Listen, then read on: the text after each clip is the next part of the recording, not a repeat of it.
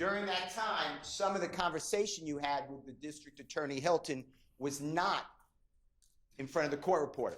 Is that true? Say that again? Okay. The court reporter, at times you saw her working and taking down information, the words, presumably, right? Yes. But were there other times that the court reporter was not present taking down what was said between you, your lawyer, Ms. Bumpkus, and District Attorney Hilton? Yes. Okay. And you've seen a transcript of that June 10th, 2024 meeting with the judge and District Attorney Hilton, you and your lawyer, right? What you mean? Oh, okay. The words by the court reporter coming out on a white piece of paper with the words on it. Oh, I seen it, but I didn't read it. I don't know. Okay, that's fine. My question to you is this.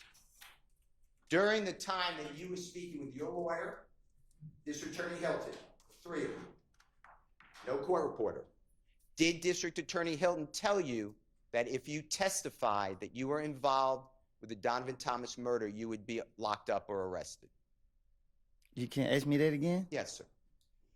When you, your lawyer, Ms. Bumpkus, and District Attorney Hilton were speaking, the three of you, just the three of you, did District Attorney Hilton tell you that you would be arrested, locked up, whatever the words are, if you testified to this jury that you had anything to do with Donovan Thomas's murder?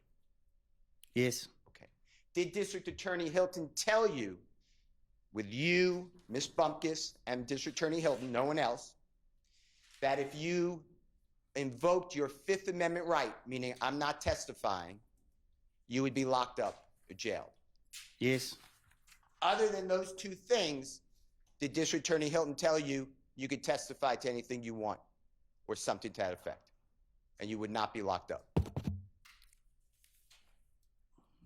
Just tell the jury. Just think about it. I don't know what you just said.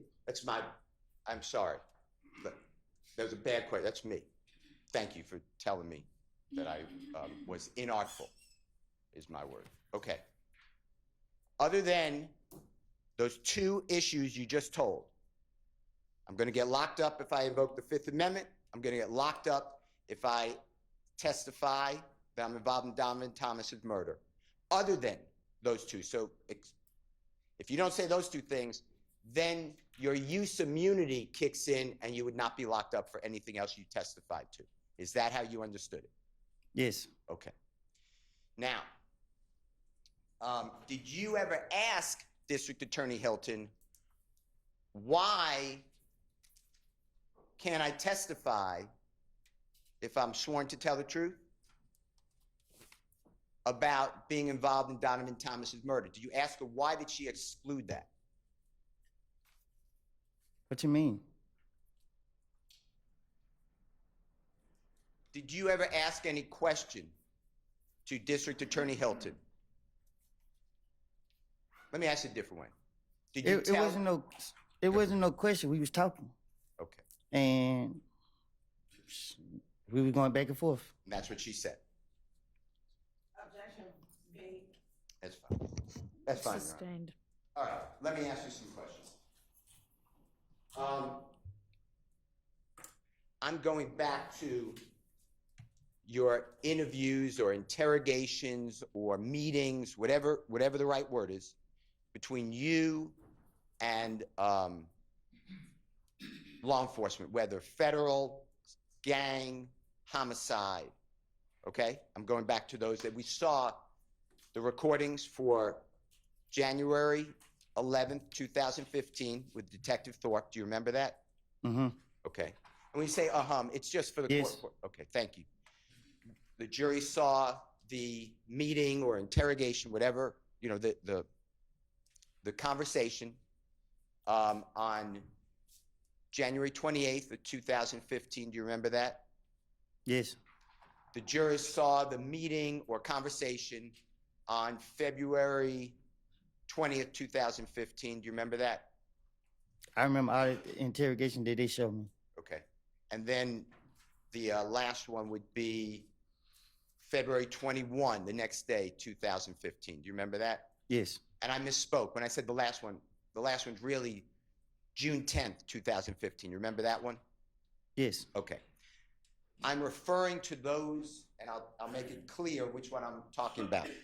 But I would like to talk to you about what you said in those different statements, and then if it was a lie, and then whether the police, the district attorney's office, the federal authorities ever came to you to say that we can or cannot, the words corroborate, but that means we verified what you said, okay? Or didn't verify. That's what I'm going to ask you. A whole series, okay?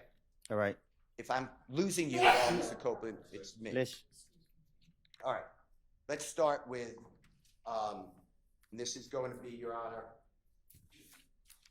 Jeffrey Williams, or JW 240A.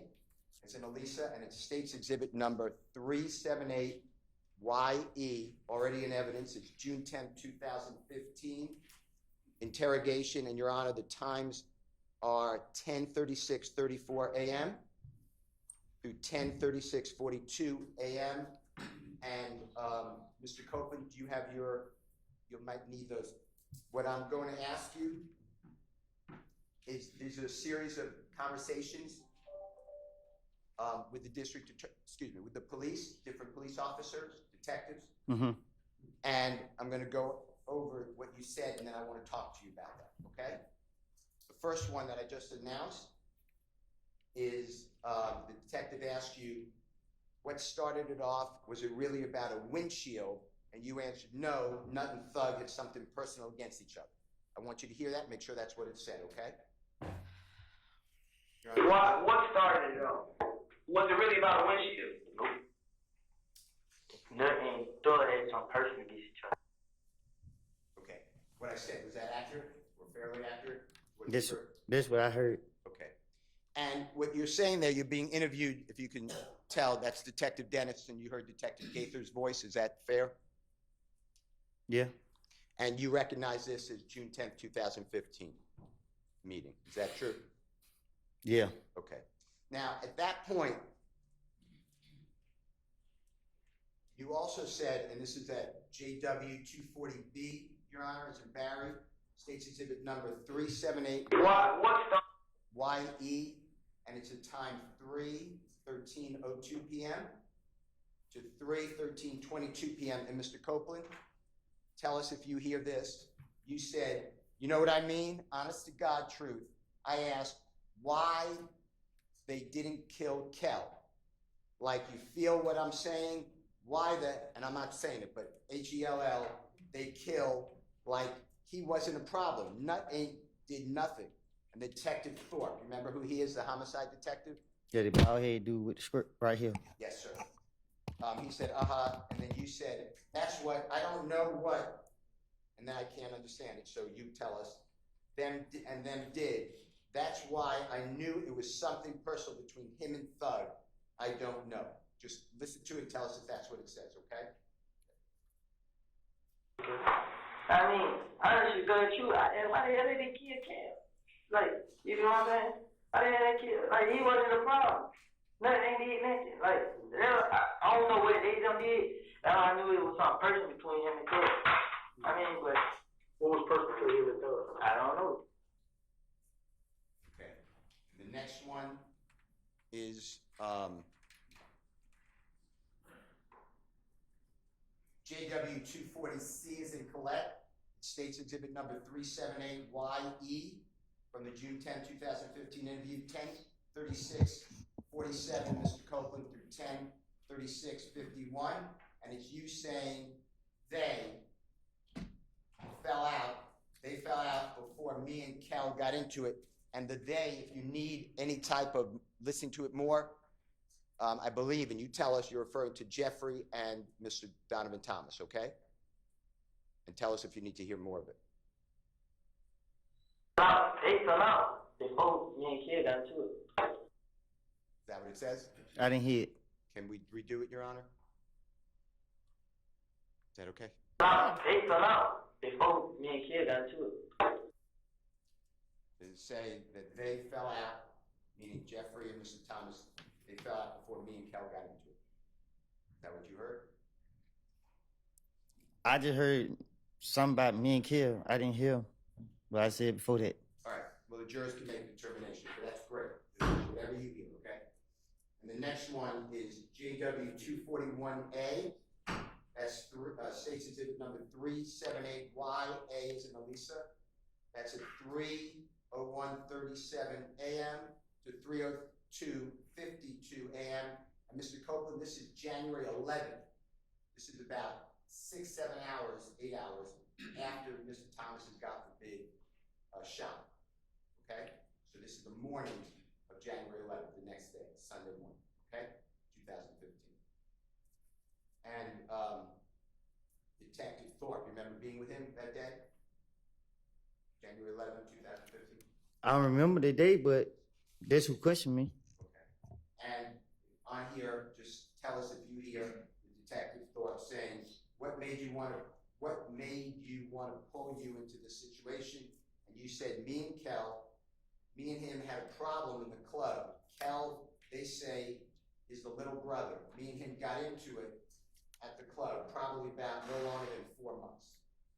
So 4 months before January 2015. Just listen to it, make sure that that's what it says, okay? Tell me exactly what you know dealing with this situation. Like now, no, everything. Tell me everything. What made people want to pull you into this situation to happen? Okay. Me and Kel. You know what I'm saying? Me and him, we had a problem in the club. I don't think it's playing through the speakers. Oh. Okay, well, IT's here, and there's not anything I can do about that. Yeah, they say this the little brother, but I thought they were just saying it, but they say they real brother. Okay, let's stop for now. They're here, and maybe they can fix it, even though they had all week last week, and it didn't get fixed. Mr. Copeland, we are going to go back to when the audio seems to have gone out. I'm going to play again the JW 240C as in Colette, State's Exhibit number 378YE. That's the June 10th, 2015 interrogation or meeting at 10:36:47 a.m. to 10:36:51. And this is where you are explaining, I believe, and you tell us, that they, meaning Jeffrey and Mr. Donovan Thomas, fell out. They fell out before me and Kel got into it. That's the part. If you could listen again, maybe that was when you said you couldn't hear, maybe there was an audio problem. Your Honor, can we play that through Mr. Kokomo? Yes.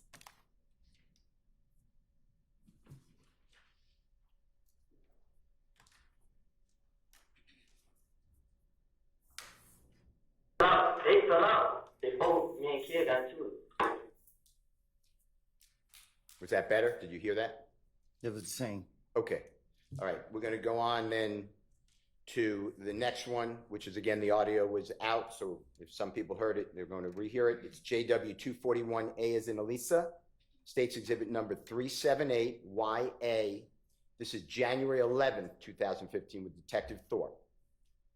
And this is from 3:01:37 a.m.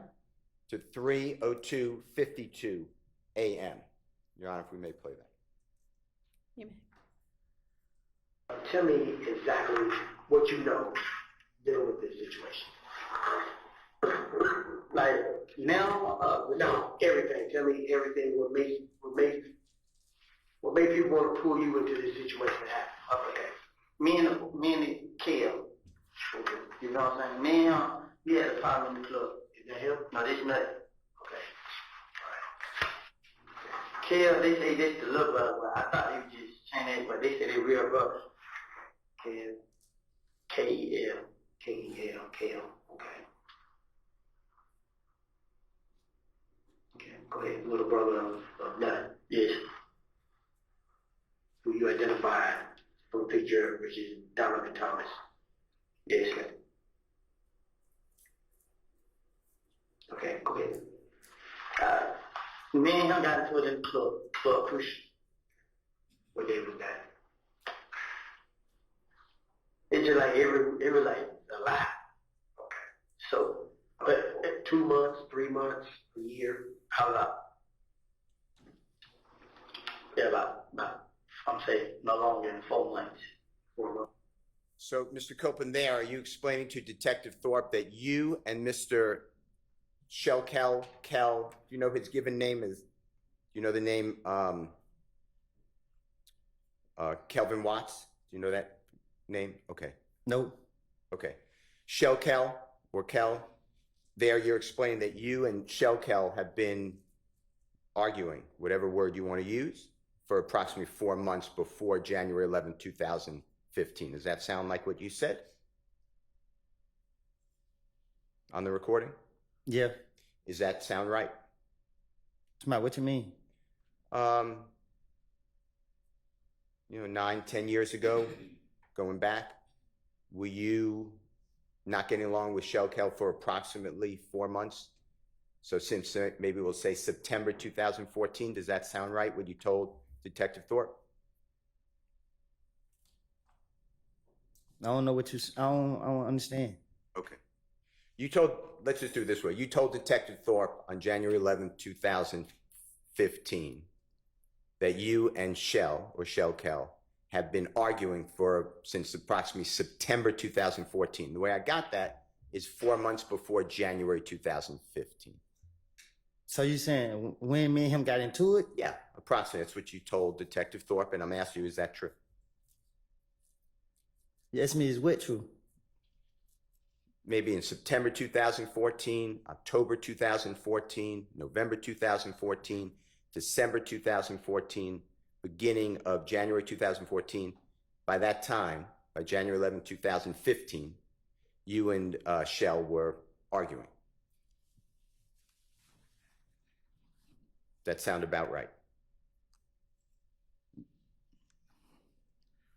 I don't get what you're asking. Okay, it's me. It's my fault. Do you remember going into the police department, meeting with Detective Thorpe on January 11, 2015? No, what I'm saying is I don't know what you're asking me. You asking me when me and him got into it? Yeah, you and Kell got into it, approximately, if you could tell the jury.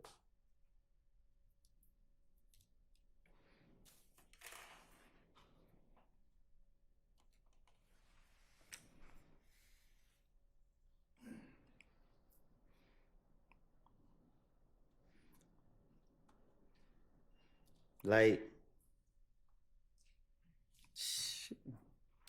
2014. Okay. Now, on June 10th, me and him was into it for a minute. Okay. Does about 4 months before Mr. Donovan Thomas was, God forbid, killed sound right? And if it doesn't, or you don't remember, I don't know. That's fine. That's fine. And I thank you. I'm going back to the June 10th, 2015 meeting or interrogation with Detective Gaither, Detective Dennis. You know which one I'm talking about? Detective Thorpe at time, ATF Agent Cunningham at times. I'm on June 10th, 2015. When you told law enforcement, or do you remember telling law enforcement that Jeffrey and Donovan Thomas were arguing or had a falling out before you and Kell had a falling out? Do you remember saying that? I don't remember what I told no investigators. Okay. Did you hear that on the recording we just listened to? Did you hear you say that? What I just say? On the recording that Jeffrey and Donovan Thomas fell out or were arguing. I would have told the investigators anything. Okay. The truth is that, to your knowledge, your observation, so you saw with your eyes and you were present, your ears, Jeffrey and Donovan Thomas were, your words was, big homie. Is that true? They were friends. Can you say that again? Yeah. From your observation, by January 2015, you knew that Jeffrey and Donovan Thomas were friends. Is that true? Right. Okay. And what you said to the police was what you've been explaining. You would do anything to get the police to stop looking at you. That's all you were trying to do, to go home. Right. Okay. Now, were you present on December 4, 2014 at 250 Auburn Avenue in Atlanta. Do you know where that is? I don't remember nothing way back then. I don't know. That's fine. I'm going to show you, with the court's permission, I'm going to show you a photograph of the building in 240 Auburn Avenue. Your Honor, I'll mark this if that's okay with the court. Can I have 1 second, Your Honor? Sure. I'm just looking for a number.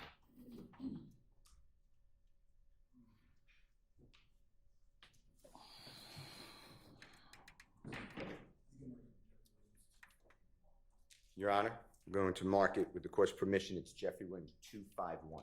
All right. And we will put it on the thumb drive again. Okay. If you can, sure. It's about to come up. A building? So, do you I'm not just- have hard copies of these things? I don't have a copy of that one. Okay, well, show it to the witness before we publish it for everybody. Mr. Kokomo, can he approach, Your Honor? Yes. Thank you.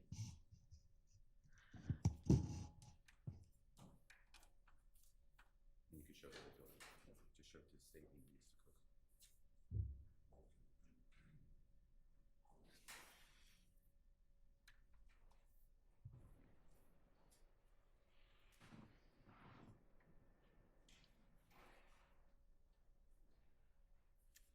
Did you show him the whole building? Yeah, this is it.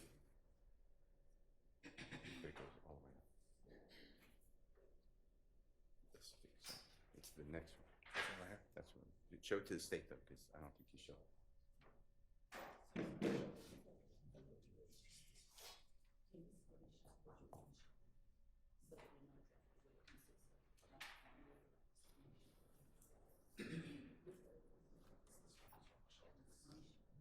Yes, you are correct.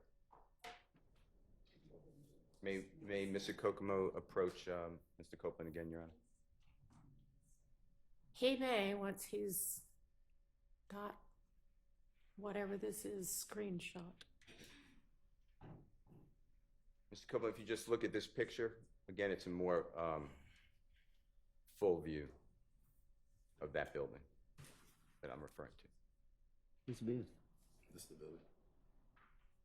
What about it? I'm going to ask you some questions. Thank you, sir. Do you remember, and the date doesn't matter that much, but do you remember being present, or were you present, for the shooting of a music video on December 4th of 2014 at that location you were just shown by Mr. Copeland? I ain't never seen that building, Okay, even today. okay, that's fine. Do you personally know whether Mr. Thomas and Jeffrey Williams were doing a music video on December 4th, 2014 in Atlanta at 250 Auburn Avenue? No, I don't know. Okay. Have you seen the music video, or do you know of the song In My Blood by Jeffrey Williams, Bloody J? Yeah, All right. Do you have any knowledge of where that was videoed, meaning the music video? And if you don't, that's fine. I don't. All right. You weren't present for that. No, I wasn't. All right. Were you present in Miami, Florida over the New Year celebration going from December 30th, December 31, 2014, striking into January 1, 2015? So that's going to be about 10 days before Mr. Thomas is, God forbid, killed. Do you remember being in Miami, Florida? Was I there? Yes, if you remember. Nah, I don't remember being there. Okay. Do you remember seeing in January of 2015, after Donovan Thomas was, God forbid, killed, do you remember being present at shows with Jeffrey Williams and, you know who Rich Homie Quan is? Yeah, The performer? You know, yeah. do you know him as Mr. Lamar too, or do you know the name Mr. Lamar? I just only know Rich Homie. Okay. Do you remember seeing, after the killing, of Donovan Thomas seeing Rich Homie Quan and Jeffrey together What you mean? in Florida performing at shows. Were you present? You said when? At what time? Shortly after Donovan Thomas, God forbid, was murdered. So January 2015. Yeah. Okay. Now,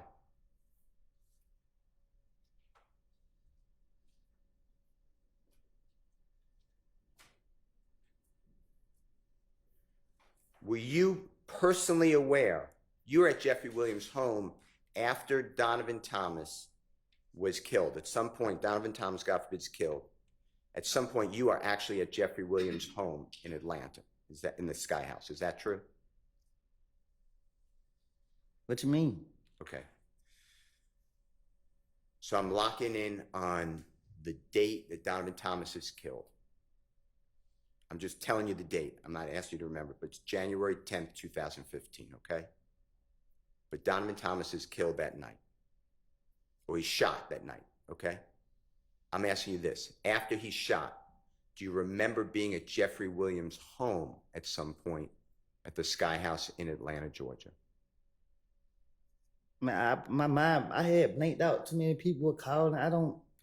I can't remember everything that happened that night. Okay. Like, Do you?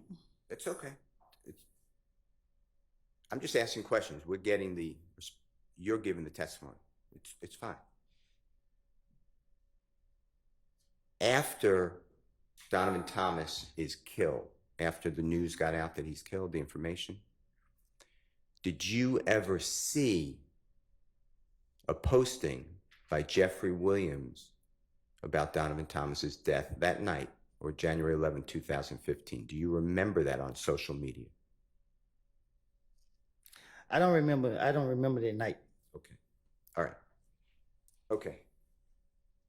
Did anybody with the police department, the federal authorities, homicide, I'm including everybody, or the district attorney's office ever come back to you and say, hey, I want to talk to you more about Jeffrey Williams and Donovan Thomas falling out like you told us? Did they ever try to corroborate that? And if that's a bad word, I'm going to rephrase it. Once I got out? Anytime.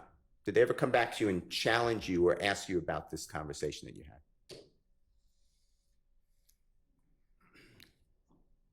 had? I can't remember if they have. Okay. I don't think. Outside the interrogation, once they went locking me up, we wasn't nothing to talk about. It was over, right? You gave your statement. They don't come back to you and ask you about this, right? Right. All right. I'd like to go to another part of your statements. And this is where you told the detectives, again, it's June 10th, 2015, that you tried to get Mr. Williams or Jeffrey, and do you know who Bloody J is? I heard of him. Do you know the given name Justin Ussery, excuse me? Who was it? That's fine. I'm going to use Bloody J, okay? Do you remember telling the police, and this is, Your Honor, JW240D, as in David States Exhibit number 378YE, it's June 10th, 2015, meeting, interrogation, whatever, work conference, with law enforcement and Mr. Copeland. It's at 10:40:37 a.m. to 10:41:08 a.m. And Mr. Copeland, tell us if you hear this, okay? And if it's not, you correct us. Detective Dennis tells you, so the night at Crucial, when you were saying they jumped on you, you said, when all the, and I'm just not saying, but SHI blank popped off.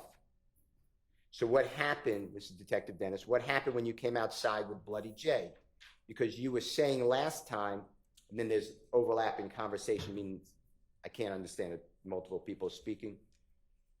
Then you said, then Detective Dennis said, when you were trying to bring everybody back together. And the Detective Dennis said, you were like, is he ready? And Thug, or Jeffrey, kept saying, nah, he ain't ready. You remember that? That was Detective Dennis. saying, you remember you told us that when you said, you mixing things up. You're talking about the time we was in when I called Bloody J and tried to get him and Jeffrey or Thug, you said, back cool. That's what I'm targeting, okay? So please listen to it. If I said it wrong, just say it right. Your Honor, can Mr. Copeland listen to this, please? And the jury. So the night at Crucial, that when you were saying they jumped on you, right? When all the shit popped off. So what happened when you came outside with Bloody J? Because you were saying the last time you were trying to bring everybody back together. You was like, is he ready? And I ain't stood just saying, nah, he ain't ready. You remember that? Huh? You remember you told us that? When you said You mixing it up. You talking about the time we just made the shit when I called Bloody J and tried to get him to throw that cool. Remember saying that you were, the discussion, Detective Dennis is telling you, you were trying to bring everyone back together, make everyone, friends again. You remember Detective Dennis saying that? You just heard that? I just heard. Okay. And then you said that you called Bloody J and tried to get him and Jeffrey or Thug back cool. Do you remember saying that? Or did you hear that? Again, I'm talking to the investigators. I'm trying to tell them anything. Right. That's not true. Right. You were just trying to get out of custody or jail. You want to go home, right? I've been telling y'all that for the longest. Objection, Vegas, the word. Sustained. The statement the jurors just listened to, you were trying to finesse or lie to the investigators to get them off of you so you could go home, right? That was my plan. It was a lie, right? My plan was to spin the police, hoping they'd let me go. And did the police ever show you, or the district attorney's office, any cell phone records of you and Bloody J speaking at all on the phone? What you mean? When you said to the detective, I called Bloody J and tried to get him and Thug back cool, did the police ever come back to you at any time, or the district attorney's office, and say, here are jail records, excuse me, here are cell phone records showing you and Bloody J talking? Did they ever try to do that with you? No, once they took me to jail, I don't hear from them until I'm back on the street and I'm going back to jail again. Any time while in jail that you called Bloody J and said, wow, I tried to get everyone together. And that never happened, right? Huh? Had a phone call with Bloody J while that would be recorded? I never had Bloody J number a day in my life. Did the police ever come to you or the district attorney's office to say to you, to challenge you, or to tell you, hey, we know this to be true or not true? Did they ever do that with you? Huh? Did the police or the district attorney's office come to you and challenge you on that statement and say, hey, we have information, this is true or not true? Did that ever happen? Objection, compound question. It's the same question. The single That's question. overruled.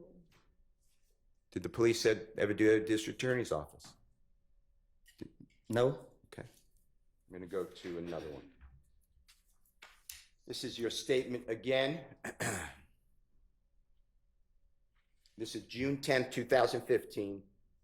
Your Honor, it's JW, Jeffrey Williams, 240E as in Aaron. It states exhibit number 378YE.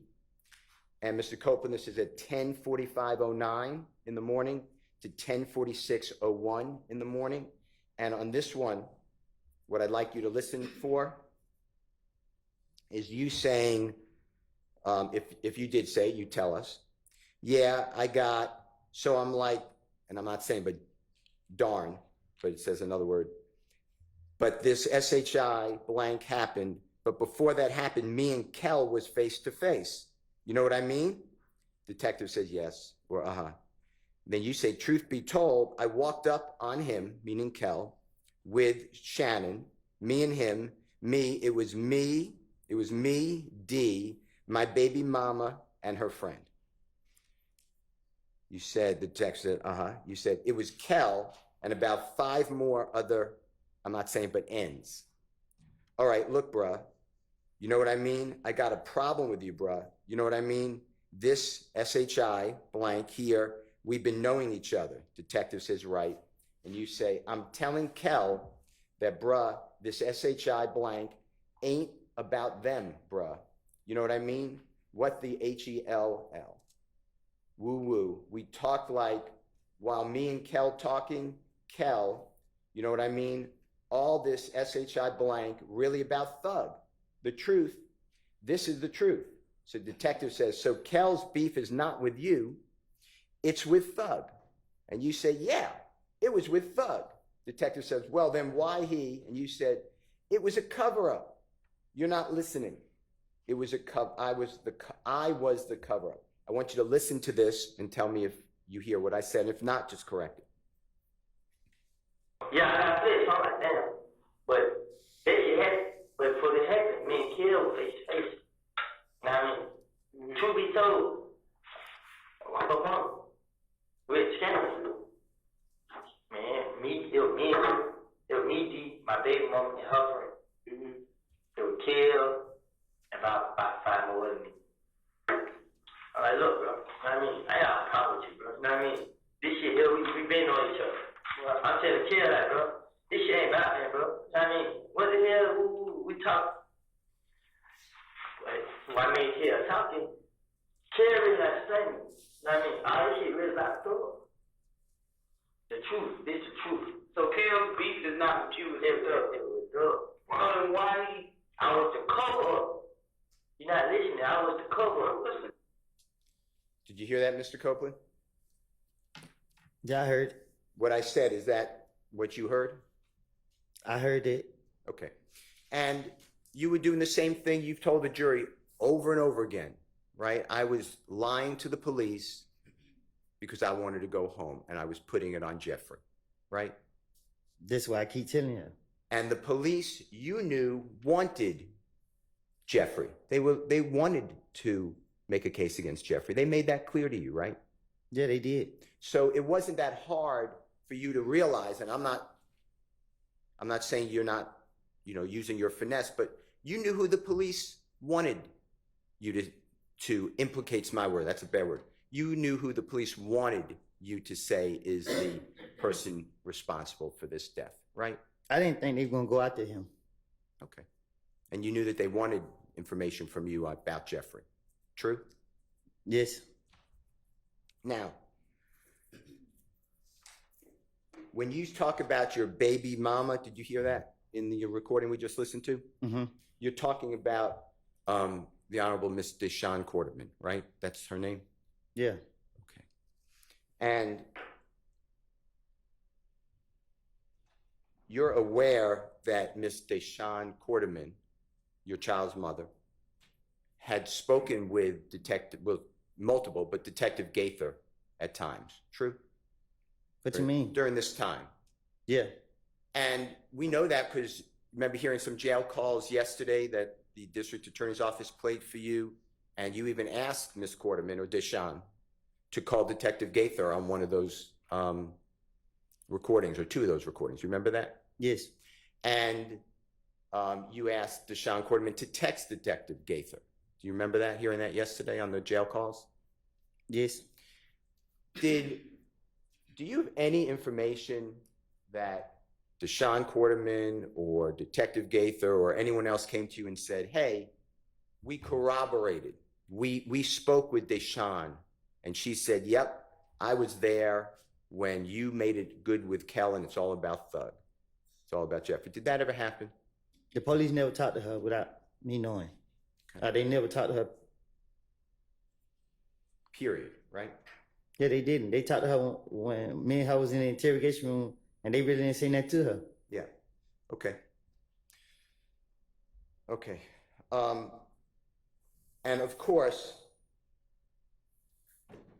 it's a lie that you and Kel were on good terms, and that it was all about Jeffrey. That was a lie.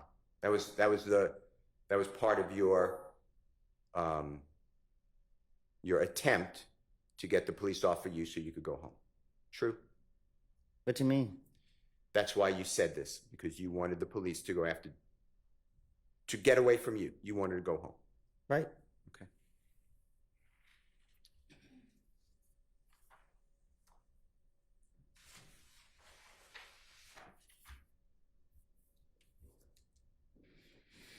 I want to go to, it's Jeffrey Williams number 240F as in Fox, State's Exhibit number 378YE. Your Honor, this is June 10th, 2015. It's already an evidence meeting, interrogation conference, interview, whatever it is called, at 10:49:25 a.m. to 10:50:09. And Mr. Copeland, I want you to listen to this, that you are saying to law enforcement. So when they ended up leaving, we pull up at the studio. This end was there recording a song, meaning Jeffrey. That song that we pull up tonight, he did that song. I mean, like, he did it so fast, like, damn N just shot at you, come make a song. So this is what I'm thinking, this damn, so we're up there chilling. So everybody was up there at the studio. So Thug dialed 911. He had a bullet hole in his car. So he he want to know who shot his car. You know what I mean? I want you to listen for this. If I said it wrong, you got to correct me, please. So when they leave, we pull up at the studio. This nigga was number one song. That song that Lil Woody put up probably tonight, he did that song. I mean, like, he did it so fast, like, damn, nigga just shot him to come make a song. So there's no thing. Damn. So we got that chill. So everybody at the studio got paid.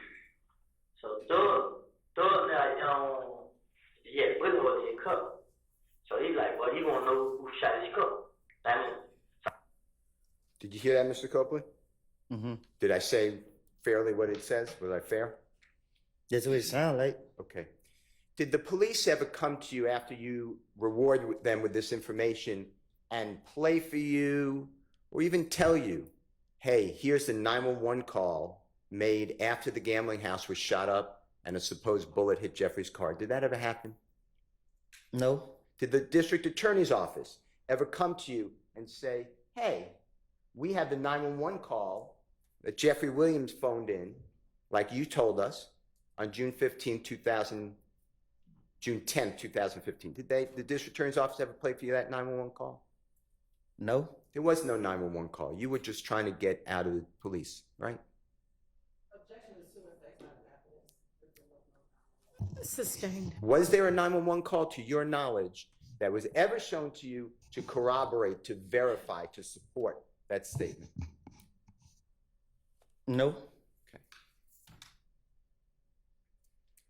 You're aware, if you're not, just say I'm not, that 911 calls are maintained or held by the police? You know what I'm talking about? That they're saved. They can be retrieved. If I'm asking that question, just say. Yeah, they are. Okay. District Attorney's Office nor the police ever came to you with that 911 call? Did y'all?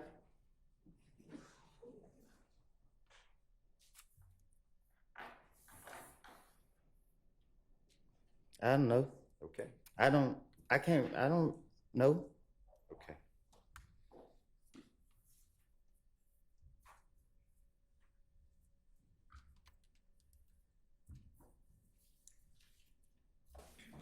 I'd like to go to Jeffrey Williams 240G, as in Goldfeder, State's Exhibit number 378YE, as in Aaron.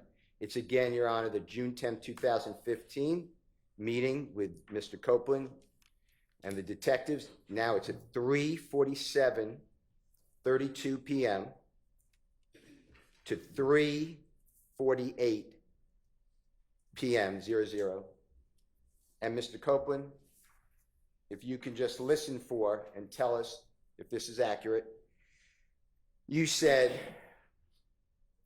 and we're still talking about the car windshield. Remember all this conversation about Jeffrey wouldn't let it go until his car windshield was paid for? Remember all that? Mm-hmm, I'm listening. Okay. And it should say, and correct us if I'm wrong, that you said, yeah, so when me and Kel was like, well, we wanted to see what Thug got to say. So I called Kel on FaceTime with Kel, and Kel like, N, I ain't let SHI blank go until you pay for my window. You know what I mean? And Detective Dennis says, Kel said that or Thug said that? You said Thug. Thug, yeah. Detective Dennis said, okay. You said Thug like, I mean Kel like, what? Pay for your window. So he looked at me. I'm about to go. I ain't got nothing to do with it. That's on y'all. So I'm out of here. I'm out of there, bruh. You know what I mean? Like, man, get nut on the phone. You feel me? That's what Kel was saying. I want you to listen to it and see if I've said that accurately.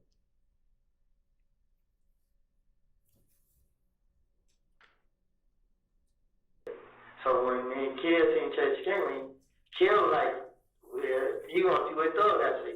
So I called Thug on FaceTime for Kill. And Kill like, nigga, ain't that shit go till you pay for my window. I mean, Kill, yeah. Thug like, Kill like, what? Pay for your window? So he look at me like, I'm like, bro, I ain't got nothing to do with it. It's on y'all, so I'm out of there, bro. I mean, he's like, man, get that on the phone. You did. That's what Kill was saying. What I said, was that accurate? Again, I tell the police anything, get them out my face. Okay. And at that time, by 2014, 2015, you knew Jeffrey was wildly popular in music. Is that fair to say? Since I've been knowing that he's been popular. And he was also popular, if you observed it, in fashion, meaning like dress. Yeah. Social media, he had influence. Yeah. And he was owning several homes, to your knowledge, true? I don't know what he owned. Okay. How about cars? He had several cars. Yeah. And he would allow people to use those cars. He was free with that stuff, right? Yeah. And he would rent cars for other people too, even if he didn't own it. Is that true? I don't know what he do for other people, but it wasn't no issue. He rented cars for you. Fair? Huh? He rented cars for you if you needed it. Isn't that true?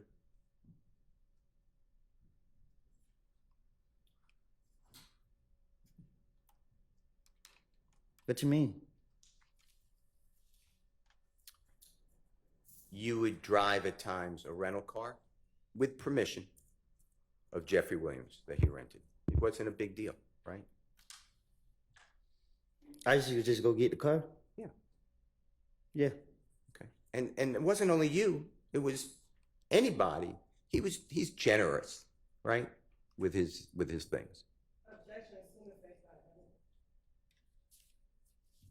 Sustained, you can rephrase. It's fine. All right. You also knew at that time, 2014, 2015, Jeffrey would fly on private planes. True? Yeah. And he would allow you at times, I don't know the number, you could tell the jurors, to go on a private plane with him. Fair to say? Yeah. And you knew he was touring America at that time, right? He was performing all the time, right? Yeah, he was, yeah. And he would do tours throughout America. You're aware of that? He used to go to, I don't know what tour he is, but he used to go to the different clubs and stuff. Okay. And do you remember him having, like, go to different cities throughout America? I mean, that's what I mean to say. That's fine. And Europe, countries like England and France. Sustained. Jeffrey would play in other places, not in America, outside America. You're aware of that, right? What's the relevance? So relevance is that Mr. Copeland's telling the police that Jeffrey Williams cared about a window. I'm sorry, I couldn't hear you. Say that again. Jeffrey Williams cared about a car window. The man is... Okay, I'm not sure the one has much to do with the other, so I'm going to sustain that objection. When you told the police that this is about a window, Jeffrey's window, remember what we just heard? That was part of your finesse, right? To get you out of there. When the police was questioning me, my only motive was to get me out of the interrogation room free. I was trying to say whatever I can to get them to let me go, to convince them that I would help them. And this just was my motive. Every time they got me, that's what I was trying to do. They were bringing his name up, and if they mentioned anybody's name, I was going to make up a story on them. I was going to say something about them, hoping that I can convince them to let me go. And that's what happened here about the windshield, right? Same thing. I don't remember what I told them. Well, I just played it. I heard what I said. That was part of your attempt to go home, right? True? Not to be locked up. Right. Okay. Did anybody come to you from the police, the district attorney's office, and say, we corroborated, means support or verified, this this car window story? Did they ever tell you that? After 2000, I gave an interview and went to the feds. I haven't heard anything from the state, the police, or nothing until they catch me in the streets. Okay. They haven't told me about nothing. They haven't reached out to me or nothing. Okay.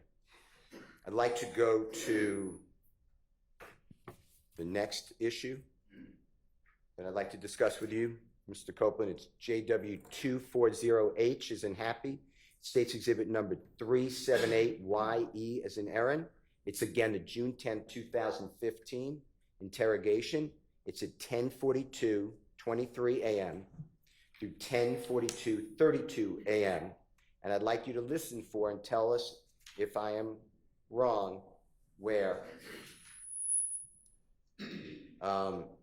This is outside of Club Crucial after you, remember you got into that fight on January 6th, 2015.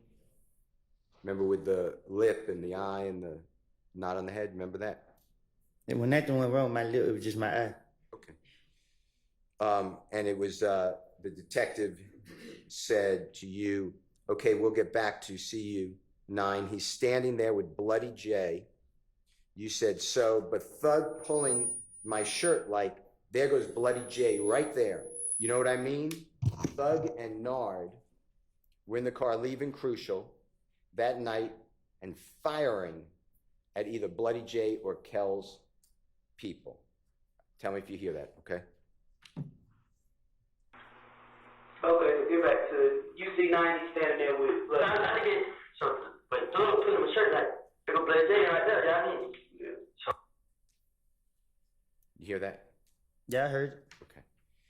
Did law enforcement, do you remember Club Crucial back in 2014, 2015? You used to go there every Monday night, right? Right? Approximately every Monday night. And, No, every Monday. okay. And do you remember ever observing or seeing that there were surveillance cameras inside and outside Club Crucial? You have cameras? Okay. Did the police ever come to you and say, hey, we have the surveillance camera we want you to look at, or the district attorney's office, from January 6th, 2015? Did anyone ever show you anything like that? I never heard nothing about no cameras. Okay. I'm going to play on the same issue, same time, dealing with outside of Club Crucial. This is going to be JW Jeffrey Williams 240I as an ice cream, states exhibit number 378YE. It's June 10, 2015 interrogation, 10:43:20 a.m. to 10:44:18 a.m. And this is you, just make sure it's right. So when we pulled out, Thug and Nard got in the car together. I mean, so when they pulled out, we leave, but when we're leaving, Thug and them pull on a side street. I see them pull on a side street. My pulled on the side. He like, what the HELL y'all doing? He like, boy, we want to wait. He come out the club. I'm like, who? He's talking about Bloody J. What the H-E-L-L, you know what I mean? I said, I hear the gun cocked back. Detective asked, what had a gun? You said, that N-Nard. Detective said, You said, so I hear the gun cocked back. I'm like, what the F? So I tell them, all right. I mean, my brother was gonna have to turn around. Detective says, So you said, so when we go down and turn around and come back, I'm telling brother, SHI blank, just go left.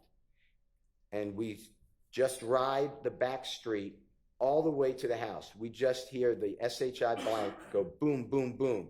And we just see the car, Thug and them in chasing the other car in front of them. You know what I mean? Detective said, that is the same night you got jumped on at the club? You said, yeah, Thug and them chasing them. Because at first they thought they took money from them.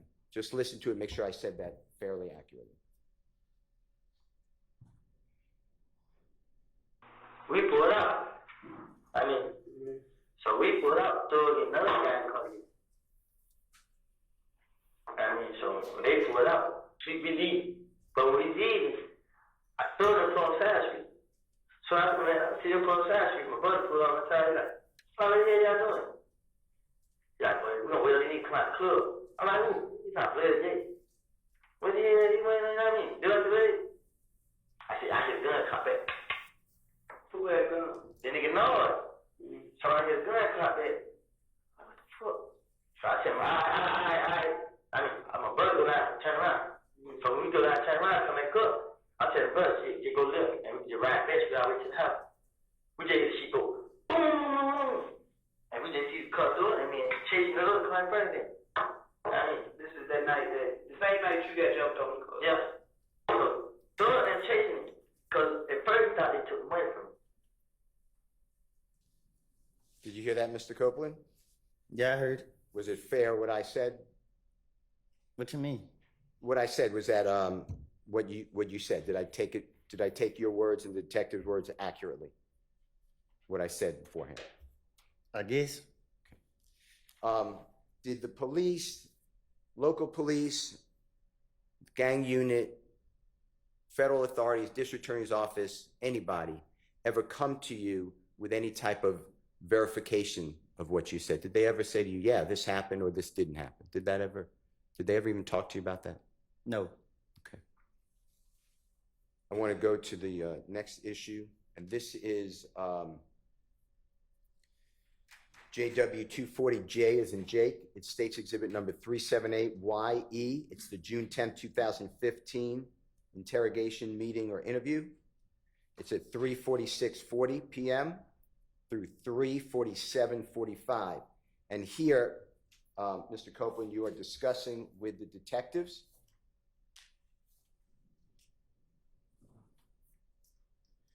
that Mr. Donovan Thomas or Nutt came to the gambling house and met with you, and you discussed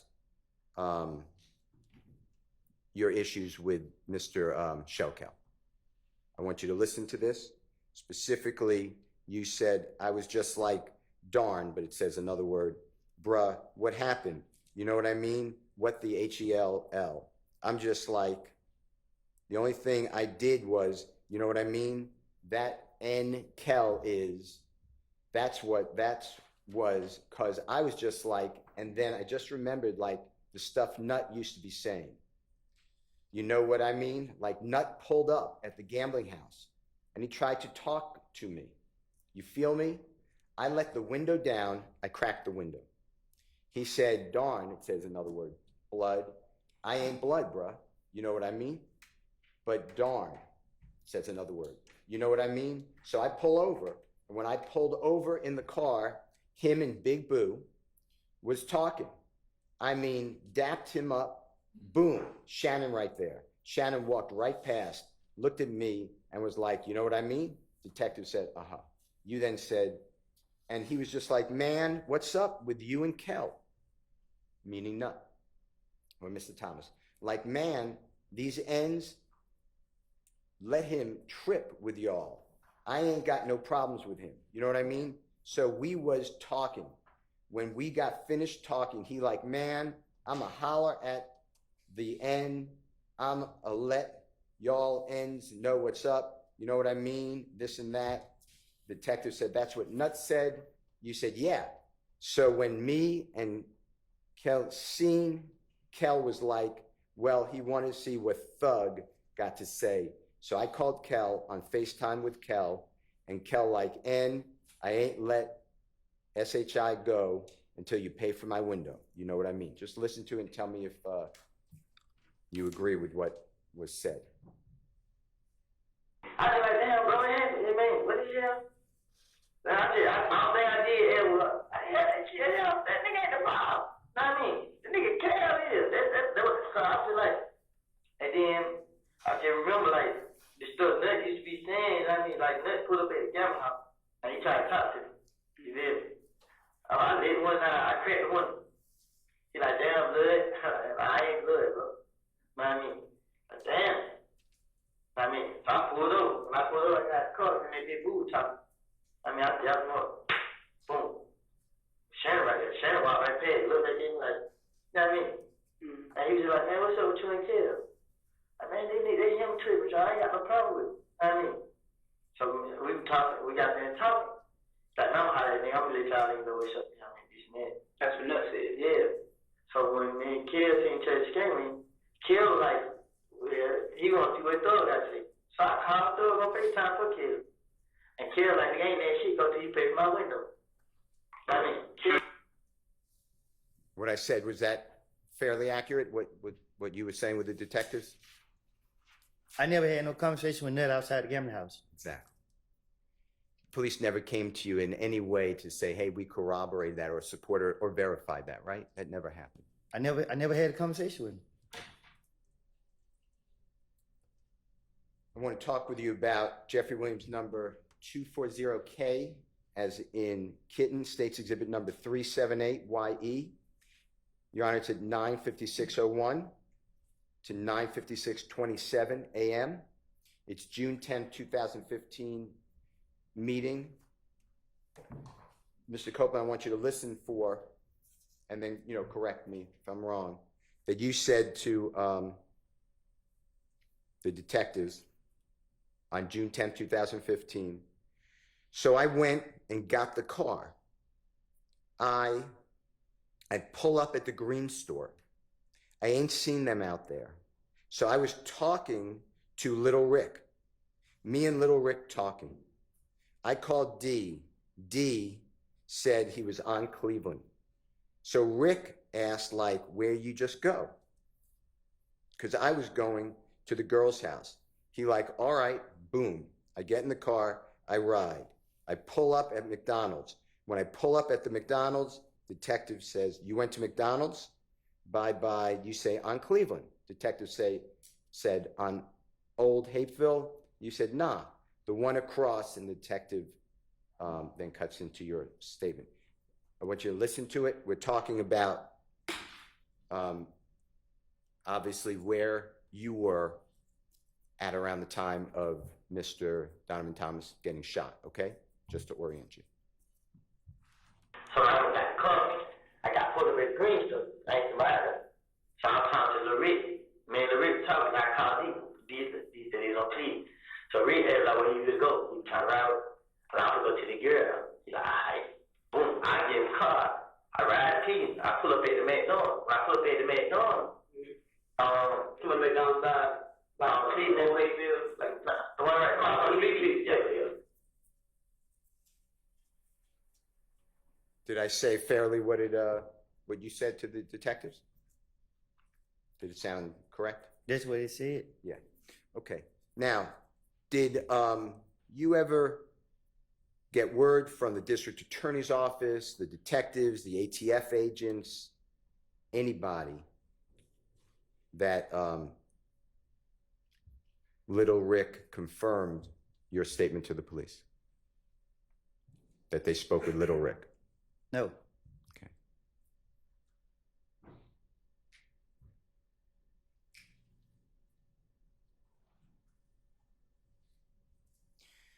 Do you remember the McDonald's we're talking about on Cleveland Avenue? It's the one across the street from a coin-operated laundromat, and then across the street from a gas station, and next to an auto parts store. You know which one we're locking in on?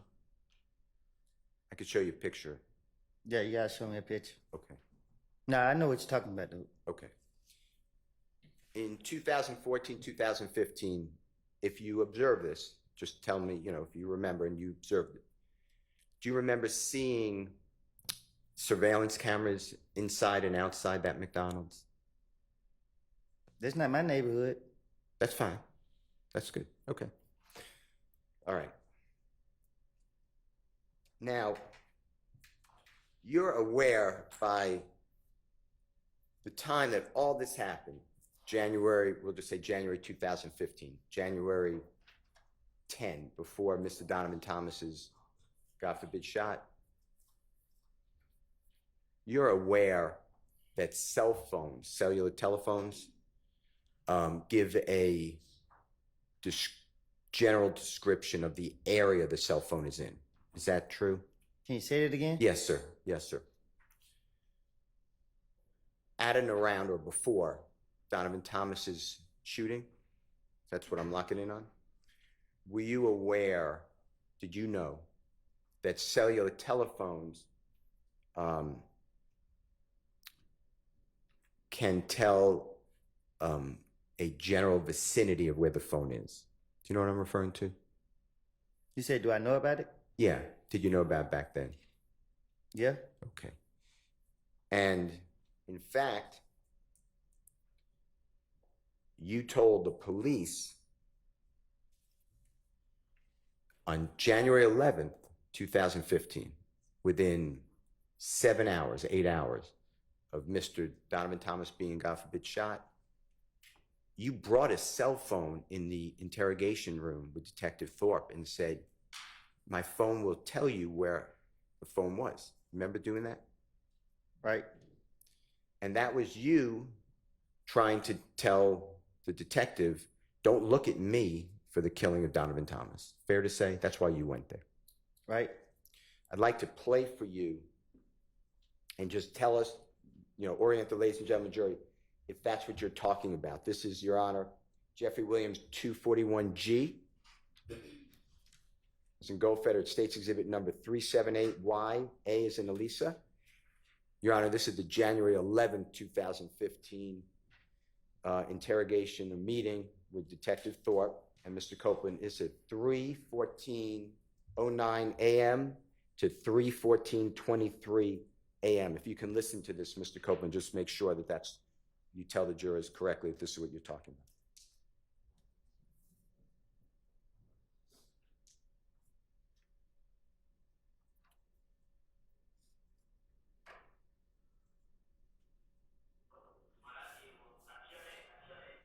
I can't hear it.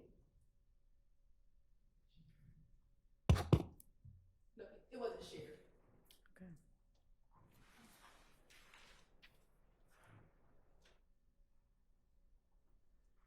So what I did was I kept asking. I still got missed in my phone. I show you.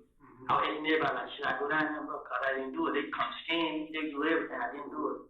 They check my phone record. My folks call me and show you where I was. Show you every call that I talked first. They show you where I was now. Is that you, Mr. Copeland? If you heard it, saying, you know, you could check phone records, you can see where the phone was, where I was. Is that fair to say? Huh? Sorry. Were you talking about in the Jeffrey Williams Exhibit 241G, States Exhibit 378YA, from the times that I announced? Was that you showing the detective with your phone on the desk? Trying to show him I'm innocent? Yeah. Yeah. And that phone, you see the phone that's in the Honorable Judge Whitaker's courtroom on display? That's the phone you brought in. On the camera? Yes, sir. Yeah. And did Detective Thorpe ever take your phone?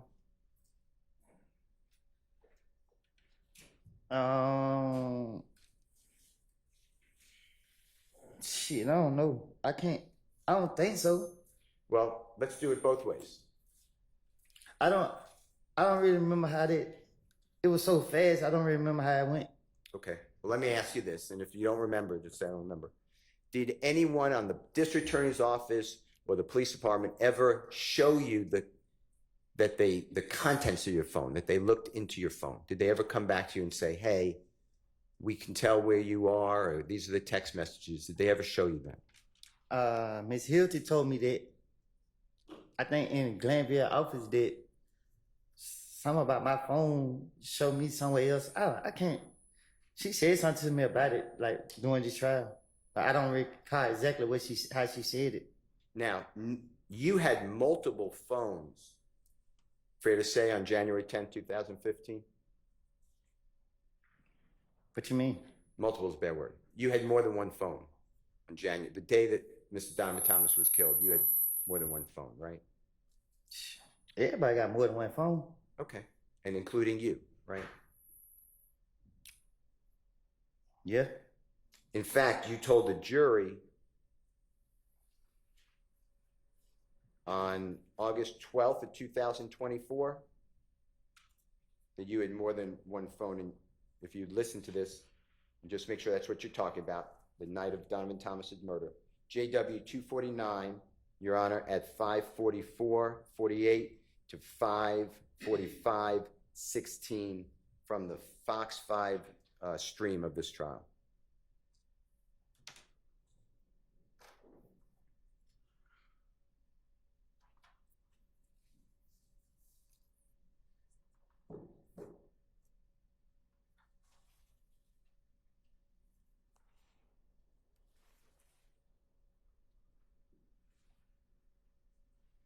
But am I listening to something?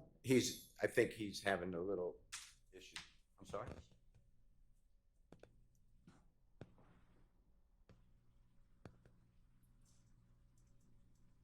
All right, go ahead, Mr. Steele. Your Honor, I'd like to play Jeffrey Williams, or JW 249. It's at 5:44:48 to 5:45:16 from Fox 5 stream of this trial.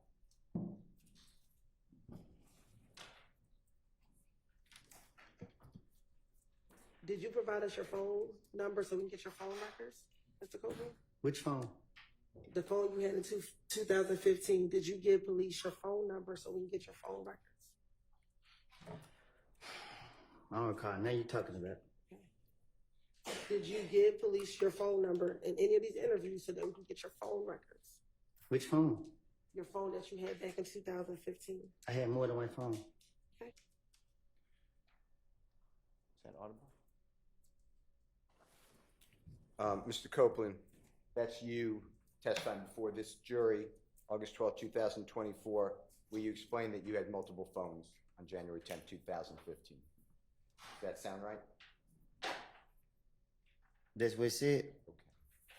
Did the district attorney's office, did the federal authorities, did homicide detective Thorpe, Detective Dennis, Detective Gaither, anybody, Agent Cunningham, anybody, just anybody in law enforcement, did they ever seek to get a warrant, a search warrant for your other phone or phones?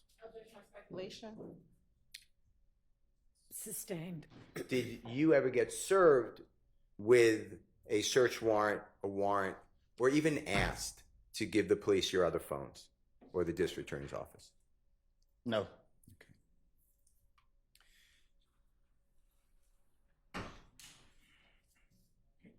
I'm going to show you and play for you, with the court's permission, Jeffrey Williams, or JW 244D, as in David, State's Exhibit number 378, YB as in Barry. Your Honor, that's the January 28, 2015 meeting or interrogation. It's at 7:12:03 p.m. to 7:12:43 p.m. And this discusses, Mr. Copeland, just make sure I'm right, that you and your brother made a false report of who's driving a vehicle because you had a suspended license. If you can listen to that, make sure that's what that's about.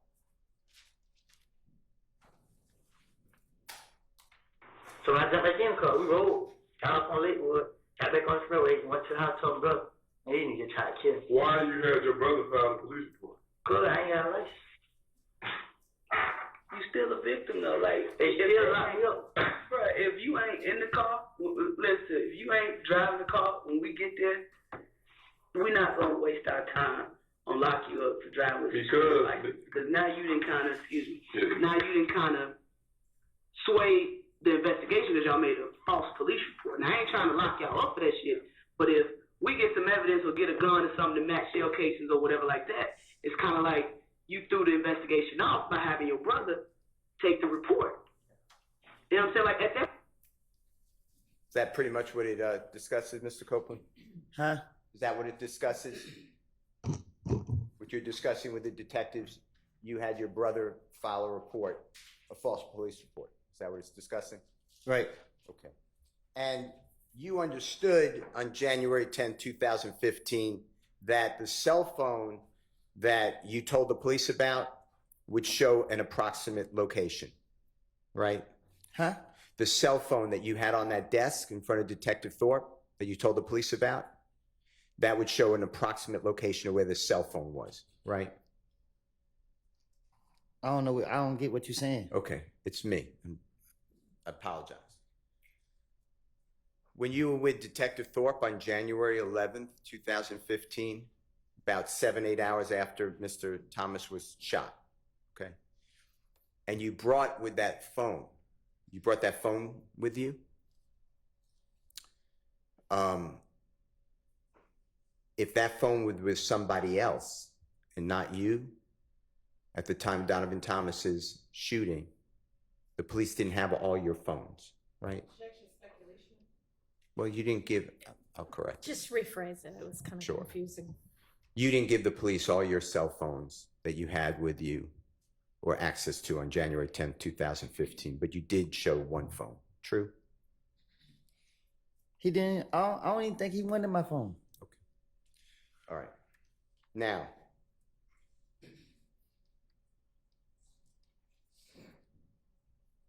did the police ever come to you? When I say police, I'm including everybody, or the district attorney's office, come to you and inquire of you, ask you, your phone shows no calls between 7:01 at night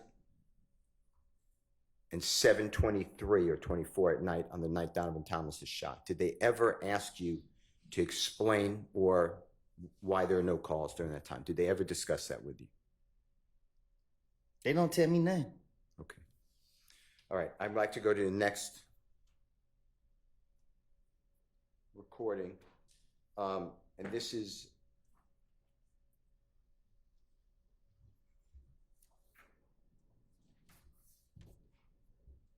Jeffrey Williams JW 240L, as in laughter, states exhibit number 378YE, as in Aaron.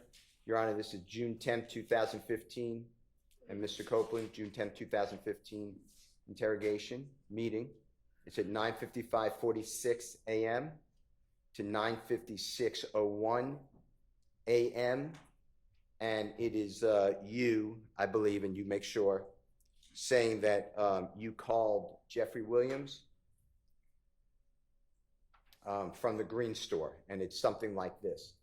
You said, all right, so I walk up on my brother's house, hey, bruh, let me see your car real quick. He gives me the car, boom, I get in the car, I pull up at the green store. When I got to the green store, nah, this is what I did. I called Thug.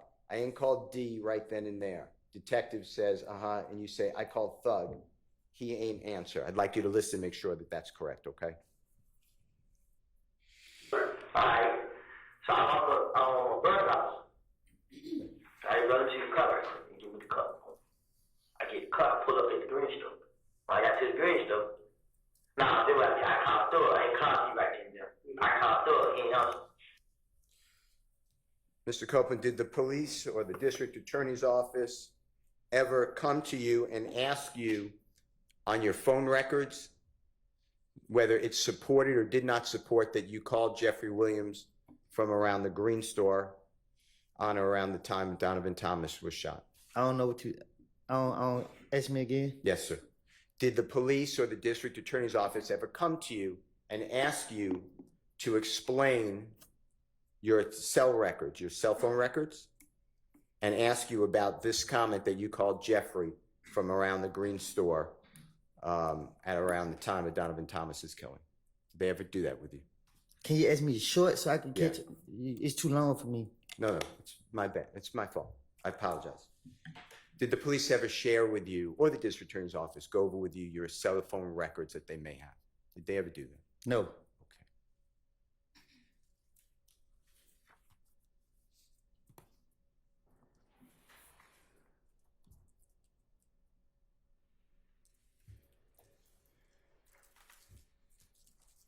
Going back to 2014, going into 2015, you met Jeffrey Williams for a short period of time that you were, my word would be hanging out with him, but that's a bad word, that you were in his company and he was in your company, a short period of time. Is that fair to say? Right. And when you met him, you already said that he was very popular. Yes. True. And is it true that that you observed he was trying to help people like you, but other people too, to get jobs, like legitimate jobs? What you mean? Recording studios. No, I'm saying I don't get what you're asking me. Okay, let me ask you a different way. So forget about what I said. When you met Jeffrey, did you witness him trying to get people to have a legitimate job? A legitimate just means a job at a recording studio, make music, trying to help people. I can't speak for other people, but he tried to help me. Okay. And when you knew him for the period of time, we're really talking about like between your birthdays. Do you know Jeffrey Williams' birthday by any chance? And if you don't, that's fine. Well, now I do, but You didn't back then? Okay. I didn't. Yeah.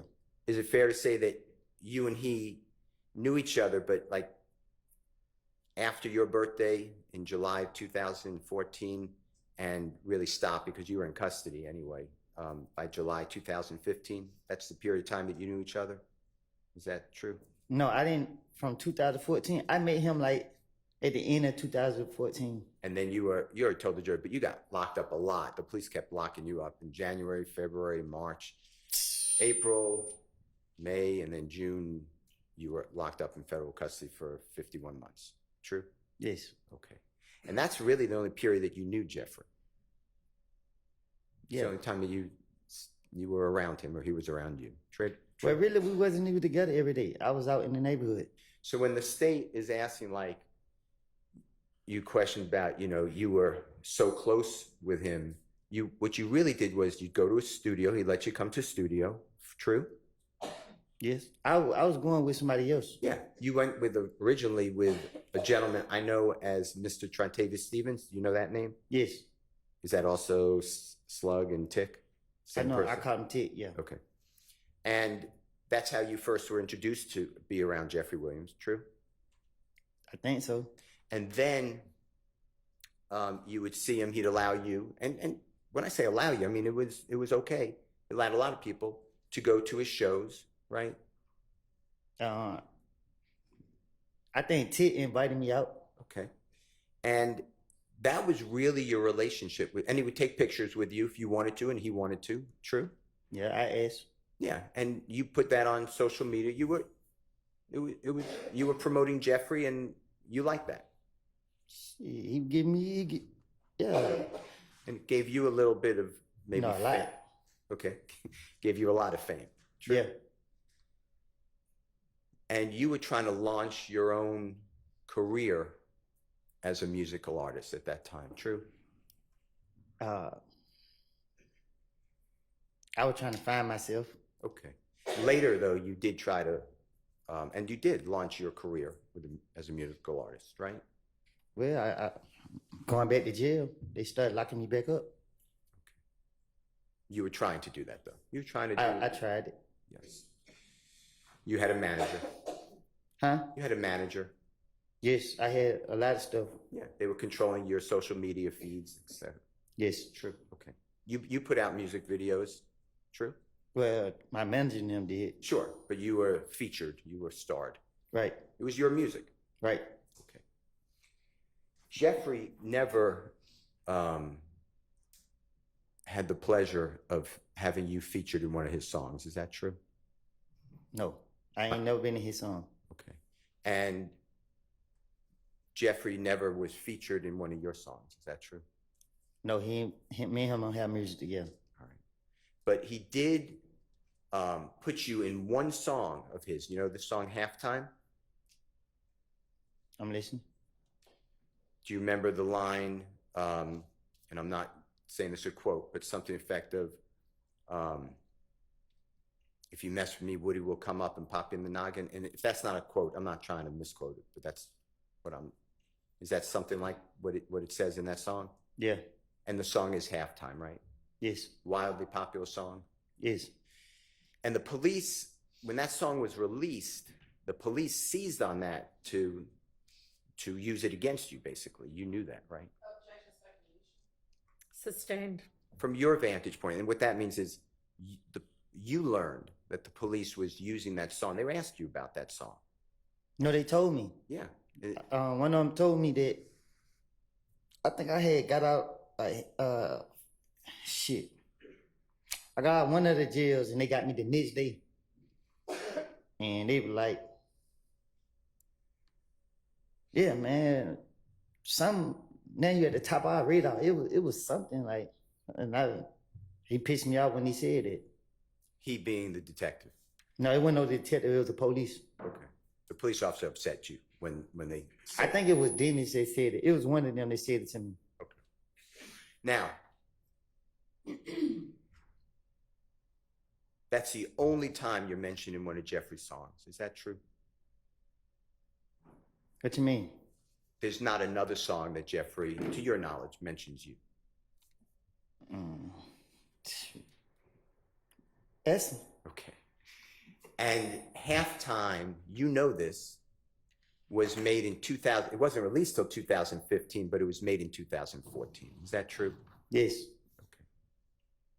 It's an old song.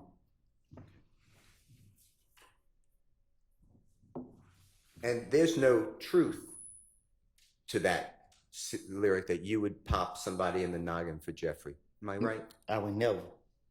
Okay.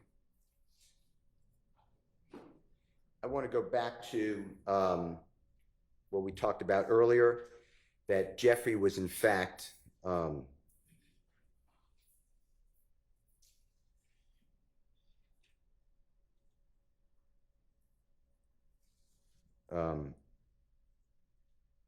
this is, by the way, Your Honor, this is J.W. Jeffrey Warner 241B, as in Barry States Exhibit 378Y, A as in Elisa. It's at 3:16:50 a.m. to 3:16:56 a.m. And this is January 28th, 2015 meeting or interview or interrogation with the police. Okay, Mr. Copeland, I'd like you to listen to this about things were good with Jeffrey. If you could just listen to this. Defense counsel said January 20th. I think this is the January 11th interview. You are, and thank you very much. I apologize, Your Honor. It's Mr. Copeland's January 11th, 2015 with Detective Thorpe. Same time. They like, I was cool with him at first.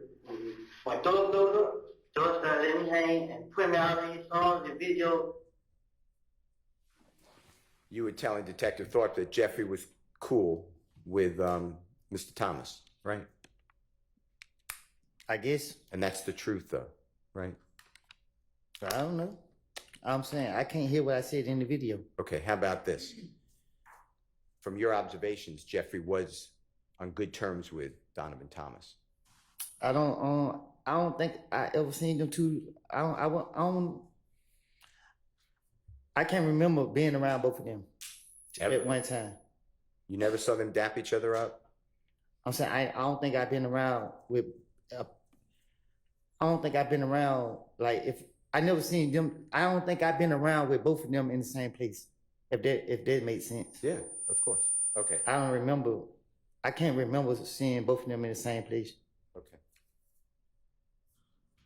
I want to talk with you about what you told the detectives. It's June 10, 2015.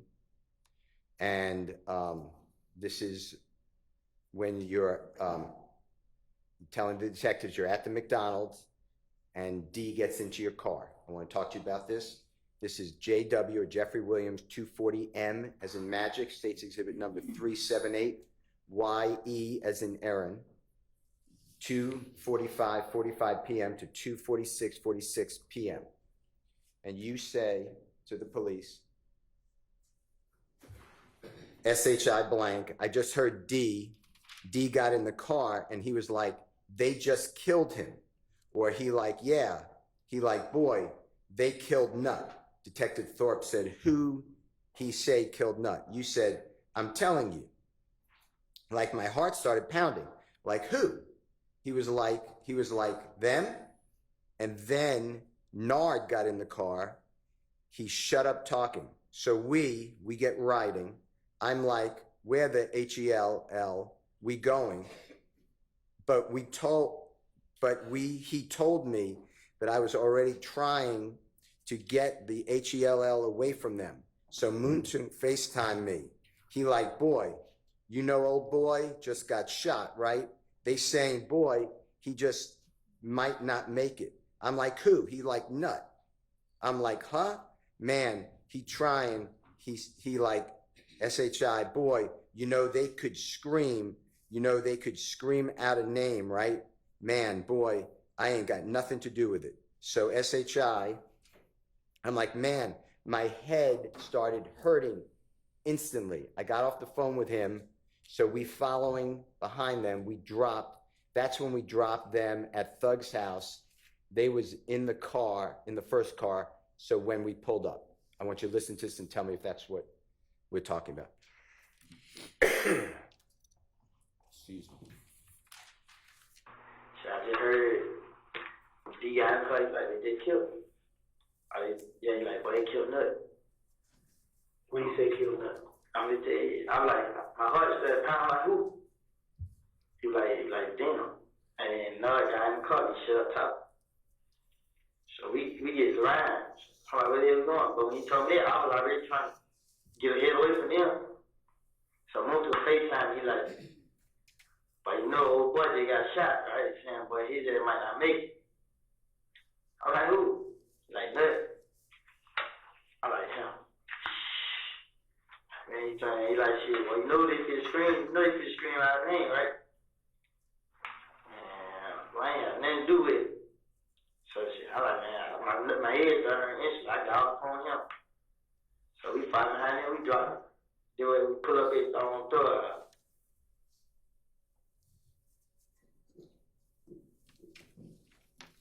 Mr. Copeland, did the district attorney's office or anybody in law enforcement, an agent with the FBI who's a cell phone expert or any of the police, did they ever go over with you where your cell phone that you told them about was traveling from the McDonald's area towards Jeffrey's home on January 10th, 2015? Did they ever ask you about that to explain it? No.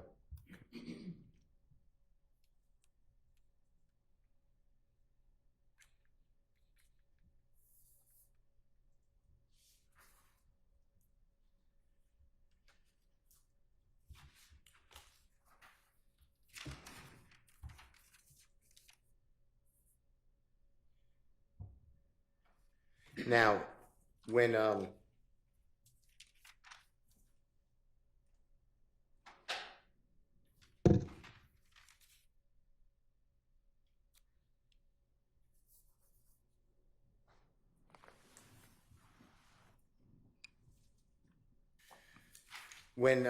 you were trying to, or you put out some of your music, I want to talk to you about that if I can, okay?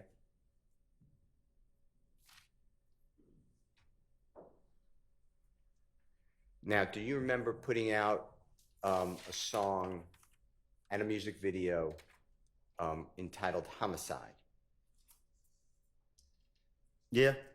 And Jeffrey had nothing to do with that song or music video. Is that true? I started doing music with somebody else. And one of the people that you started to do music with, and he's shown in your video to Homicide, is a gentleman named Mr. Turner, or you referred to him as Threat. Is that true? Yeah.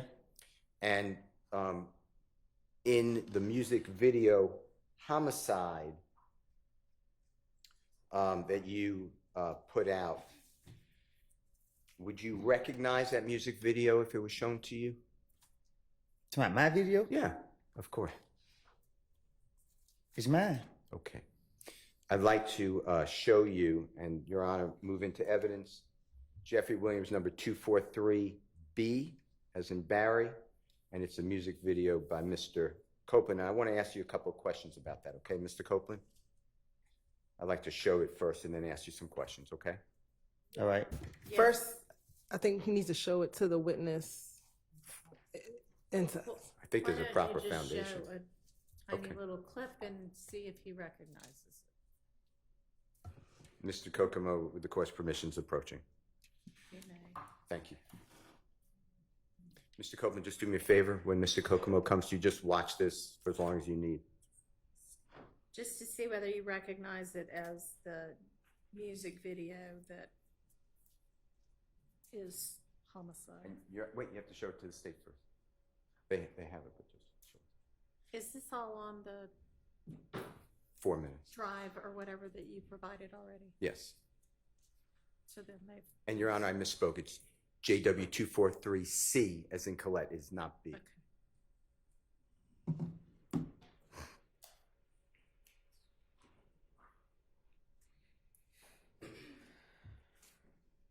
Yeah, that's my video. And Mr. Copeland, I heard what you said. I'm going to repeat it. If it's not what you said, just correct me. That is, you recognize it as your video. Yeah, I shot that video. Okay. Your Honor, I move into evidence. I'd like to play Jeffrey Williams 243C, as in Colette. relevance, Your Honor. What's the relevance? I believe that there is an indication of an image of that appears to be like Mr. Donovan Thomas, and Threat is in the video as well as Mr. Copeland. All right, can we just maybe zoom to those Sure. parts and do those little parts instead of the entirety of it? Yeah. Unless the entirety of it's relevant. No. Okay, We can thank you. absolutely do it. I move for the admission of everything, but for purposes of Sure. expedition. All right, Okay. it's admitted. And I would just need Mr. Kokomo, Your Honor, to announce what time he is Okay. playing, if that's okay. Or he could tell.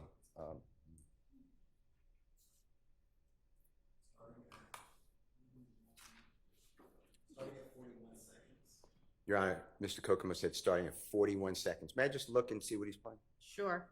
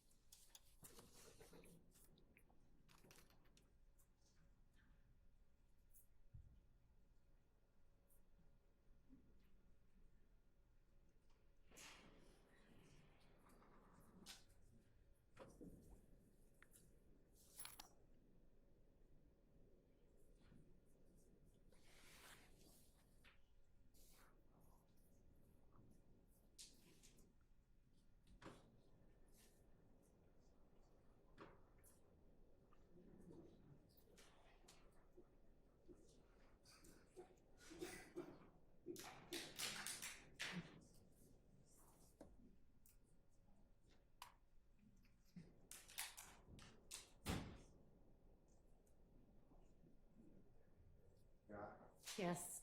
We would like to play with the court's permission. I know it's in evidence, but 4034 through 4050 first, and then it's going to be stopped, and then 35602 to the end. Okay. Go ahead.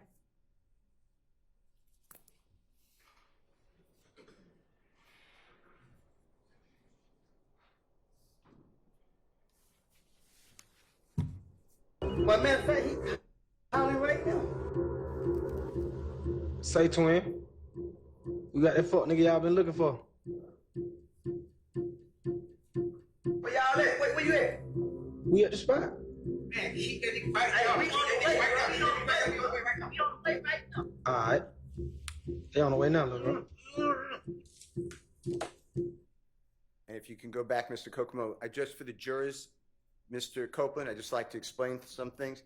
The person right there in the black, in the black shirt with the red-looking bow tie and the red vest on the cell phone, you see that person? Can you tell the jurors who that is? Threat. And I heard you, but your hands are over your mouth. Do you mind just I telling said that threat. Okay. And then if you go back a little bit, Mr. Kokomo, and Mr. Kokomo, what time is that we just announced? 53:58, Your Honor, is what we were just talking about. And if you just go back a little bit more. Keep going back just a little bit more. Right up, go just ahead, right there. And Mr. Copeland at 4094, is it fair to say that's you? Yeah. Okay. I'd like to go to 5602. That's wrong. 3 minutes, 56 seconds, 02 to the end.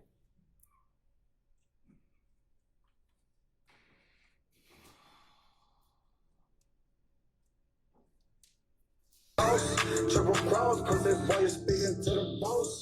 Me and Woody pay our due, we ain't what it costs. We ain't take no loss.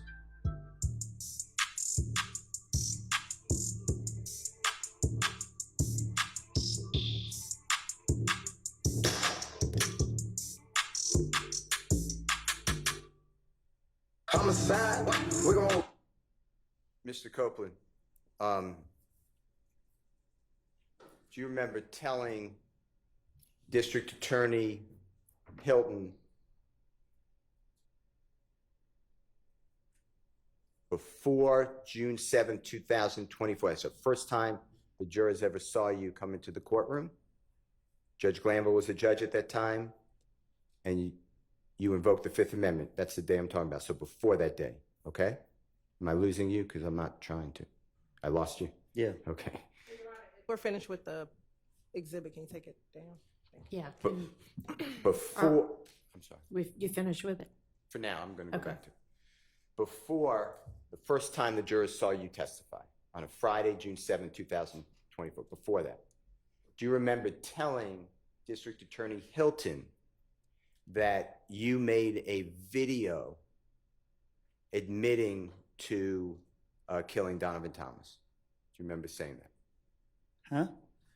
Do you remember saying on social media or otherwise that you made a video or a statement that you admitted to killing Donovan Thomas? Do you remember saying that? Objection, mischaracterization of evidence. Not even mischaracterization. I don't know how to rule on that. Okay. I mean, I don't have anything in front of me. That's fine. Let me get the, can I have 1 second? Yeah, it's not an evidentiary objection, by the way.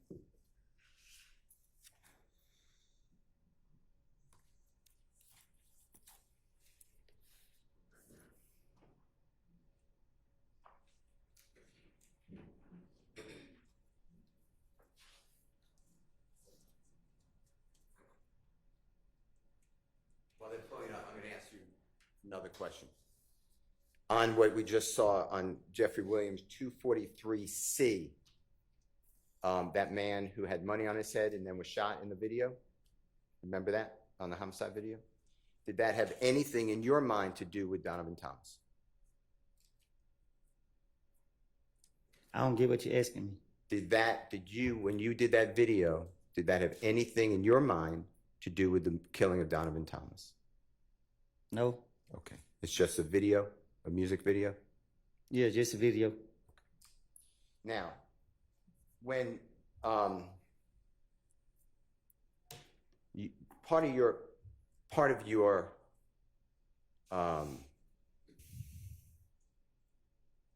what you try to give out to the public is that you are a real gangster. Is that true? Huh? Do you remember giving an interview on the porch interview? Do you remember that? Off the porch? Off the porch, yes, sir. Do you remember doing that interview? I remember doing it, but I don't remember what I said. Okay.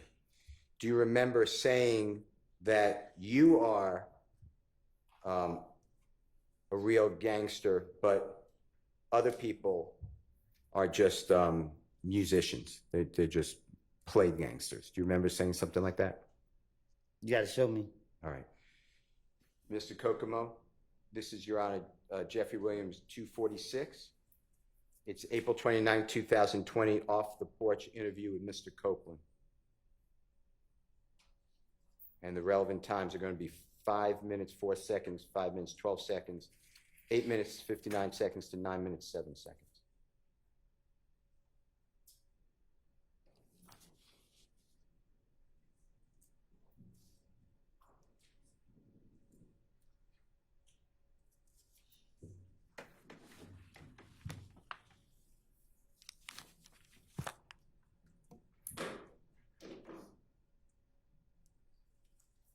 I remember. I said, I don't know what he's talking about.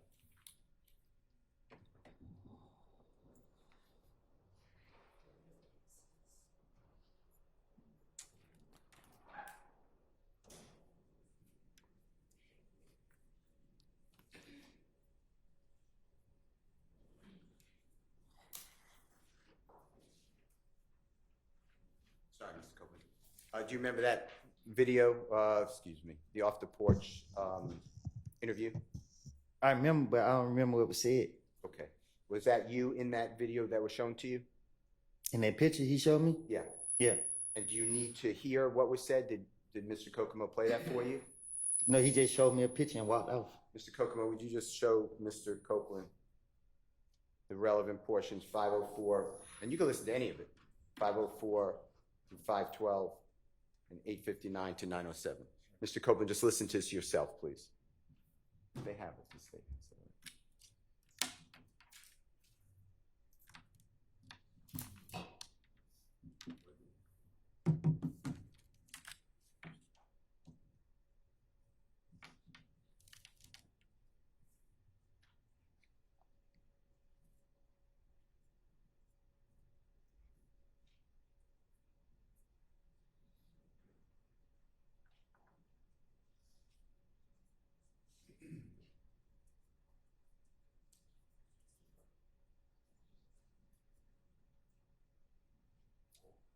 That's it.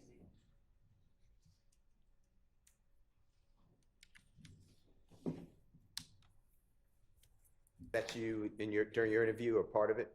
Yeah. Okay. Your Honor, I move for the admission of Jeffrey Williams 246 specifically, and I don't care if the whole interview's in, but specifically the times I announced, Your Honor. Your Honor, we're objecting based on improper character, and we can approach for some other matters, Your Honor. All right. Instead of approaching, because I haven't seen this before, so I'm gonna need to see it as well. I'm gonna excuse y'all to the jury room.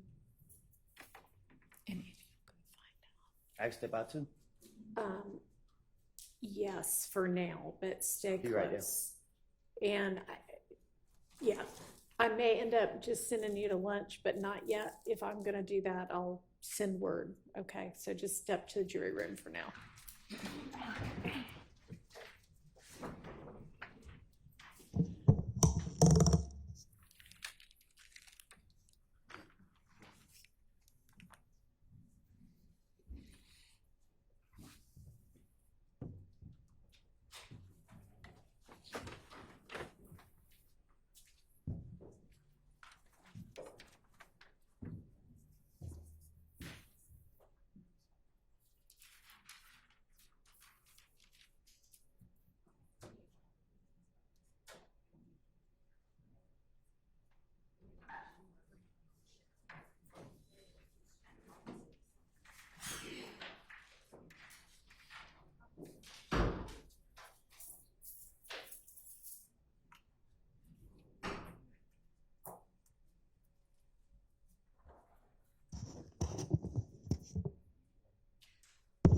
right, I know there was an improper character objection. Whose character?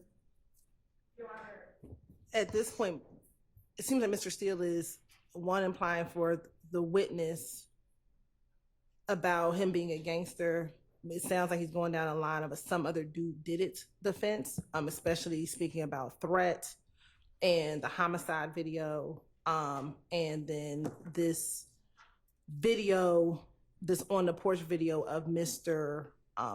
Copeland speaking about being a gangster. We think that this is more prejudicial than probative, substantially more prejudicial than probative.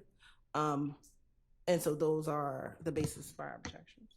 And so whose character are you alleging it's improperly impugning? Mr. Copeland.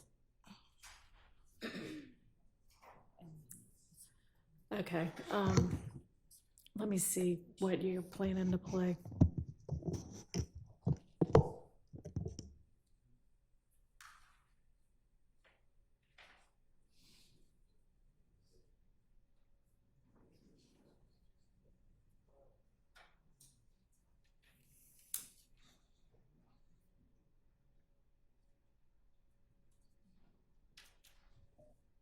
So at the end of the day, I got a story to tell.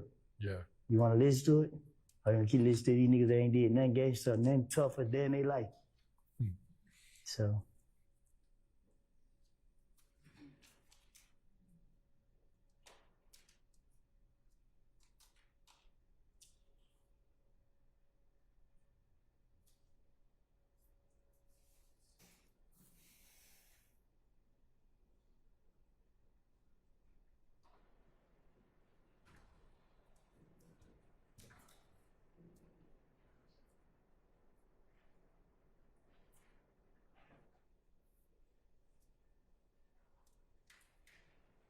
To hear so many people like it just build my confidence.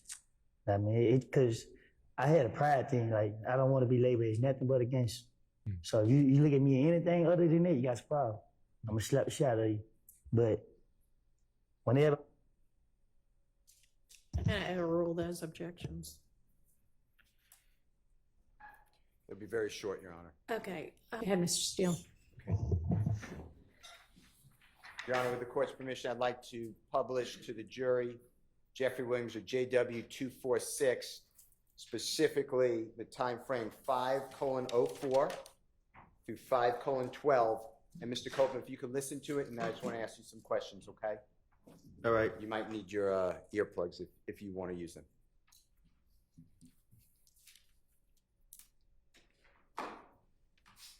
At the end of the day, I got a story to tell. Yeah. You want to listen to it? Or you gonna keep listening to these niggas that ain't did nothing gangster, nothing tougher than they life? So. Were the people around you? Mr. Copeland, are we able to hear what you said during that interview? Yeah, I heard it. And you don't need me to explain. Tell the jurors what you were saying to the interviewer. What you mean? What was I getting at? Yeah, can you tell the jurors, please? Well, I did an interview, and well, I got to hear the question that he asked me. Okay, let me ask you this.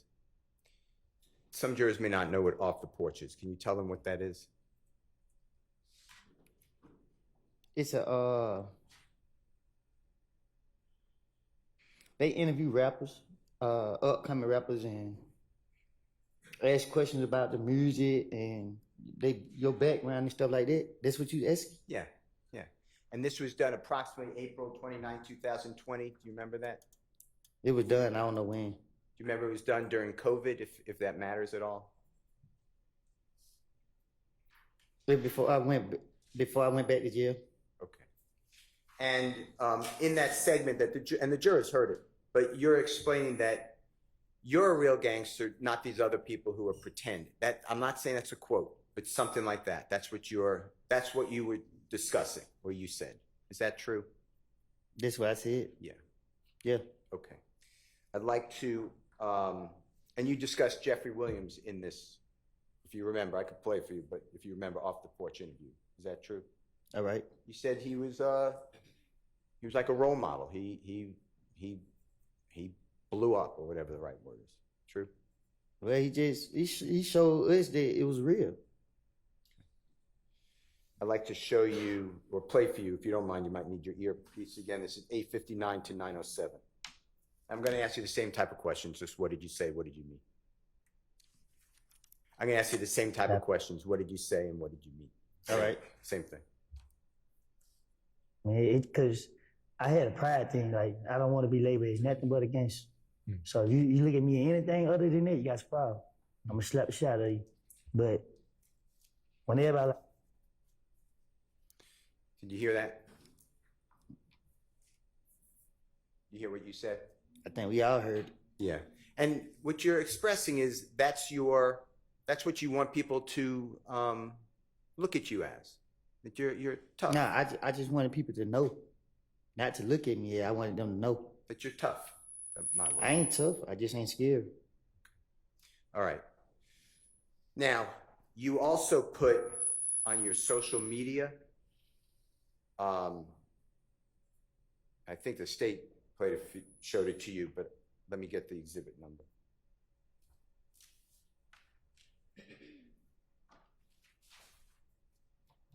You better play some? Well, let me show you something before. Is that okay? Just give me one Oh, I second. was just trying to see. I didn't hear you. Let's go back to that interview for just 1 second. Do you remember at the first part of the interview saying that these other people are not real gangsters? That's what you said, right? I think I asked it actually. So No, that's what I said. okay. All right. On your social media, give me 1 second, okay? You're on, may I just go back? Yeah. Apologize.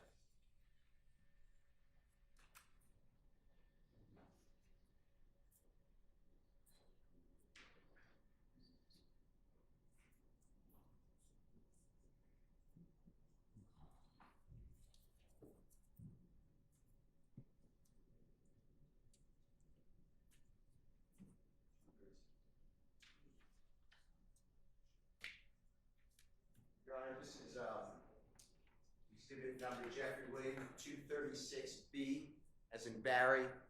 And with the court's permission, can Mr. Kokomo just show it to Mr. Copeland? I'm sorry, is this the same one? The off the porch? This is a different one. This Did you is a say different 236B this time? Okay, sorry, I didn't know if you said 246, so 46 was the last one. that's what I thought, so I wasn't sure whether we were talking about the same one or a different one. All right, yeah, he may. 236B, is that what you said? Mr. Steele B. 236B is correct. Okay. Did you see that, Mr. Copeland? Do you recognize that as your social media account at one time? Yeah. Okay. Your Honor, I move for the admission of Mr. Williams, and it's 236B, as in Barry. It's admitted, Can Mr. Kokomo please display, Your Honor? yes.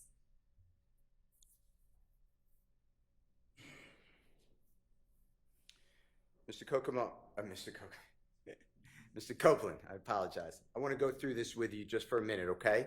Mm-hmm. And when I say this, I'm talking about JW, Jeffrey Williams, Exhibit 236B, as in Barry. That's a picture of you on the left-hand side.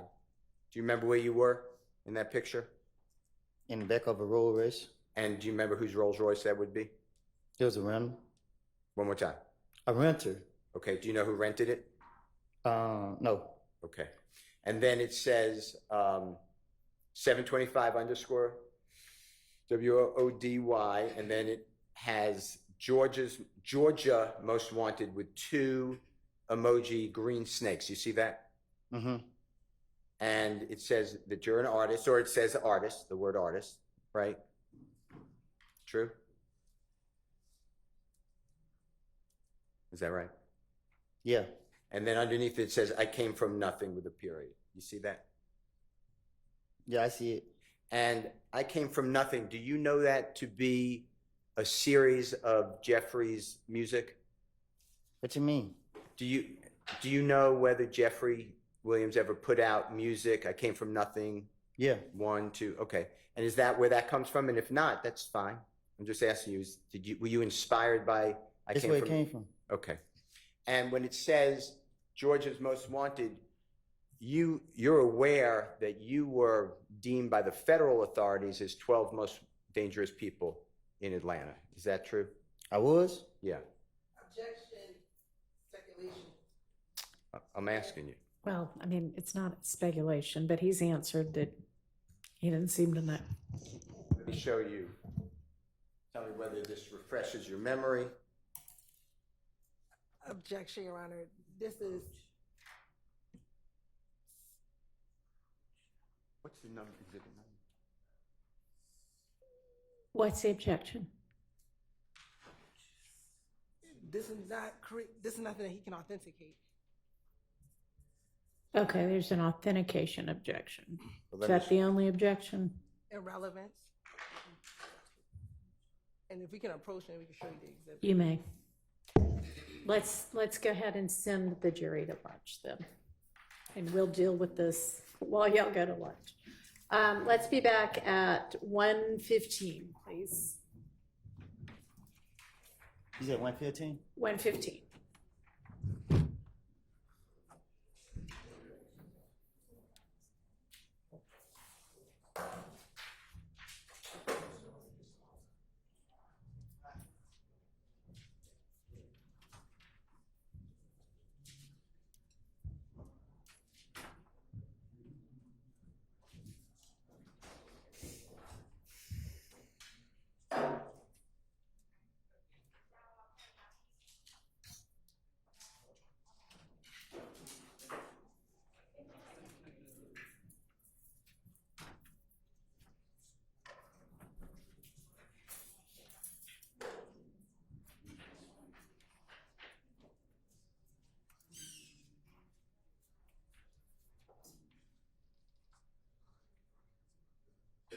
Copeland, do you remember saying on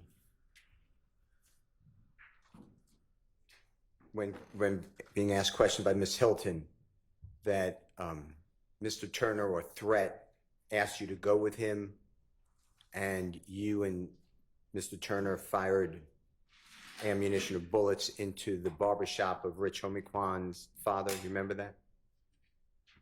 Can you ask me again? Yes, sir.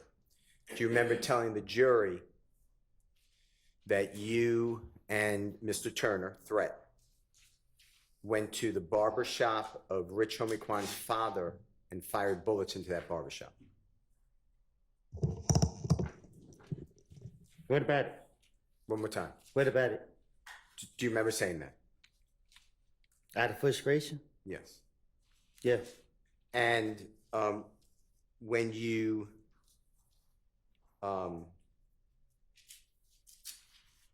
did that, do you know whether there were people inside that barbershop at that time? I don't recall. Do you remember telling District Attorney Hilton before you started to testify on Friday, June 7, 2024? I asked you this before, but I'm going to ask you again, okay? Before, when you first came into the jury to testify, before June 7, 2024, so before that date.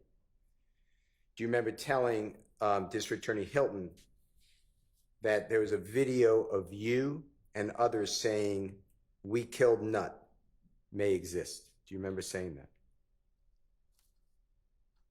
I don't recall.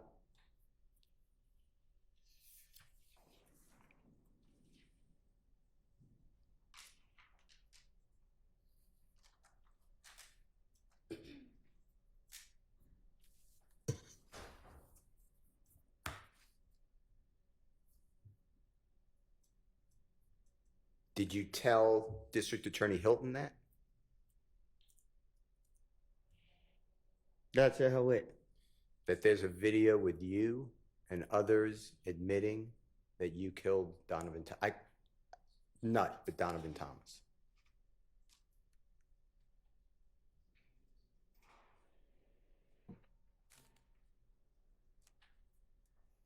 I can't remember if I told her. All right, let me go into this.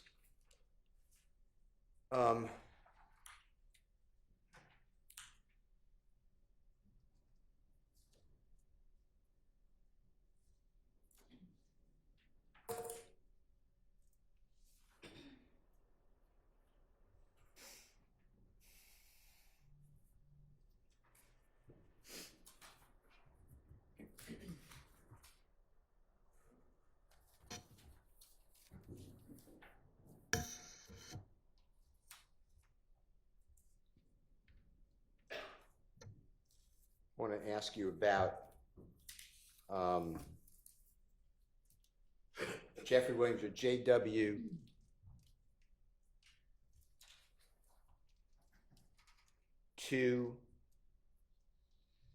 $240P as in perfect, and that states exhibit number 378YE. So, Mr. Copeland, that's going to be the June 10th, 2015 interrogation or interview with the police. And it's at 248:22 through 248:57. And this goes into you stating that when you pulled up, you told Deshawn is your child's mother, right? That's her Right. name? Okay. That I was like, she got in the car, she was at her friend's house. This is on January 10th, 2015. You're recounting. She got in the car. You said, man, these ends just killed Nut, bro. She like, who? I told her it's Thug in them. She like, huh? What happened? Like, SHI, I don't know. D just got in the car and like, SHI, boy, they just, you know what I mean? They just told me that. So she like, what you gonna do? What the F you mean what I'm going to do? I ain't got nothing to do with this SHI. She like, yeah, you know, like we all know they was gonna say my name. So I was like, I don't know. So we got in the car and we rode home. Okay? I'd like you to listen to make sure I said that right, if you don't mind listening.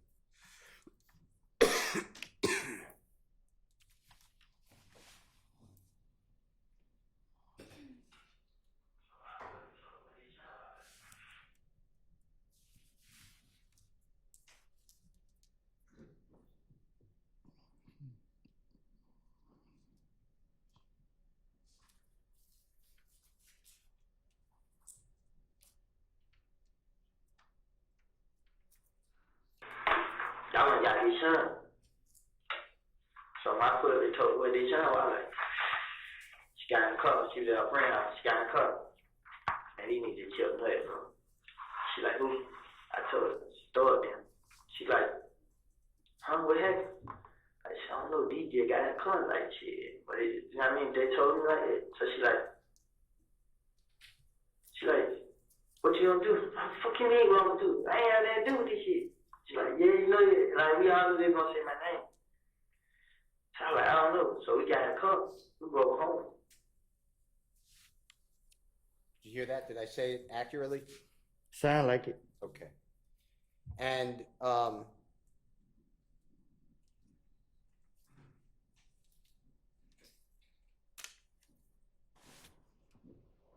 you remember telling the police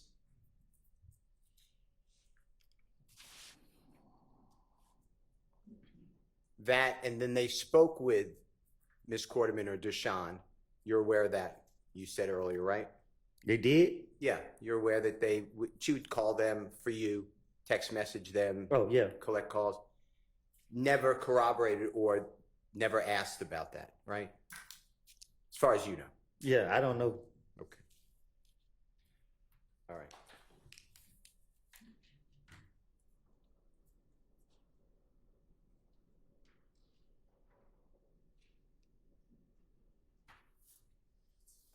Your Honor, may I have 1 second?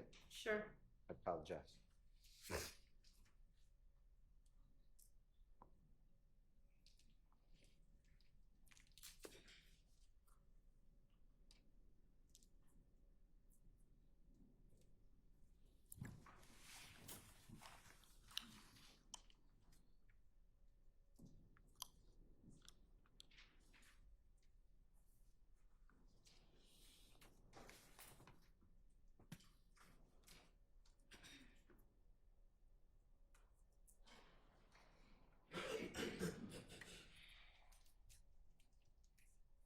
Sorry about that.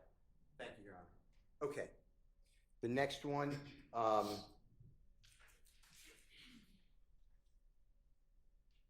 we discussed already, I believe. No one ever, you told the police that on June 10, 2015, that from the McDonald's, me and him get on the expressway, boom. and they are following y'all in the Nitro. Asked the detective. You said, yeah, no. They told us to follow them. So you're following them, the detective said, and you said, yeah. But when D told me this, Hell, no, I ain't fixing to follow them. But D didn't get out of the car with me, but I'm trying to trick D so I can see what the Hell is going on.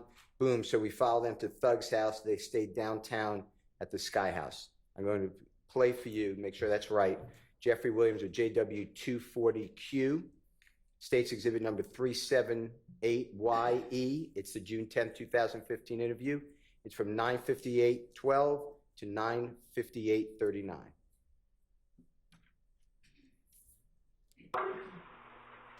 So, we gonna get on the spillway. Wait, are they following y'all? The Nitro? Nah, they told us to follow them. Okay, so y'all follow them. Yeah, but when you told me, hell no, I ain't gonna follow them. But I had to get in and get out the cover. I'm trying to keep these, I see what the hell going on. So we followed them to the door. They stayed downtown on the Sky House. What I said, was that fairly accurate? He said, I told you. I heard it, but man, I'll tell the police anything.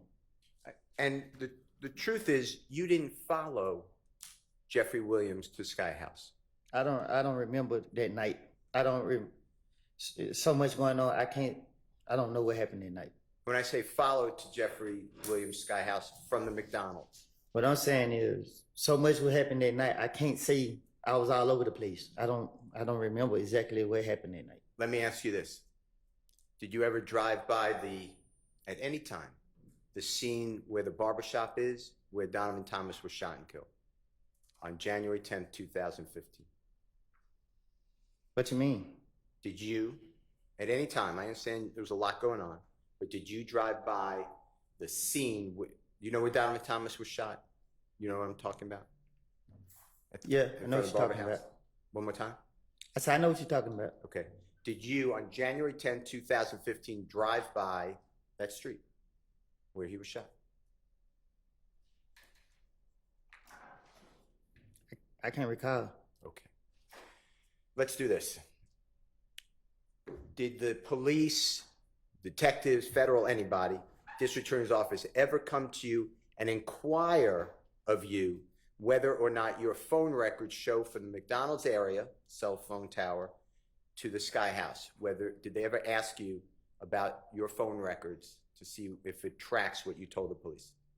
They never told me nothing about my phone at all. Okay. All right. I want to talk with you about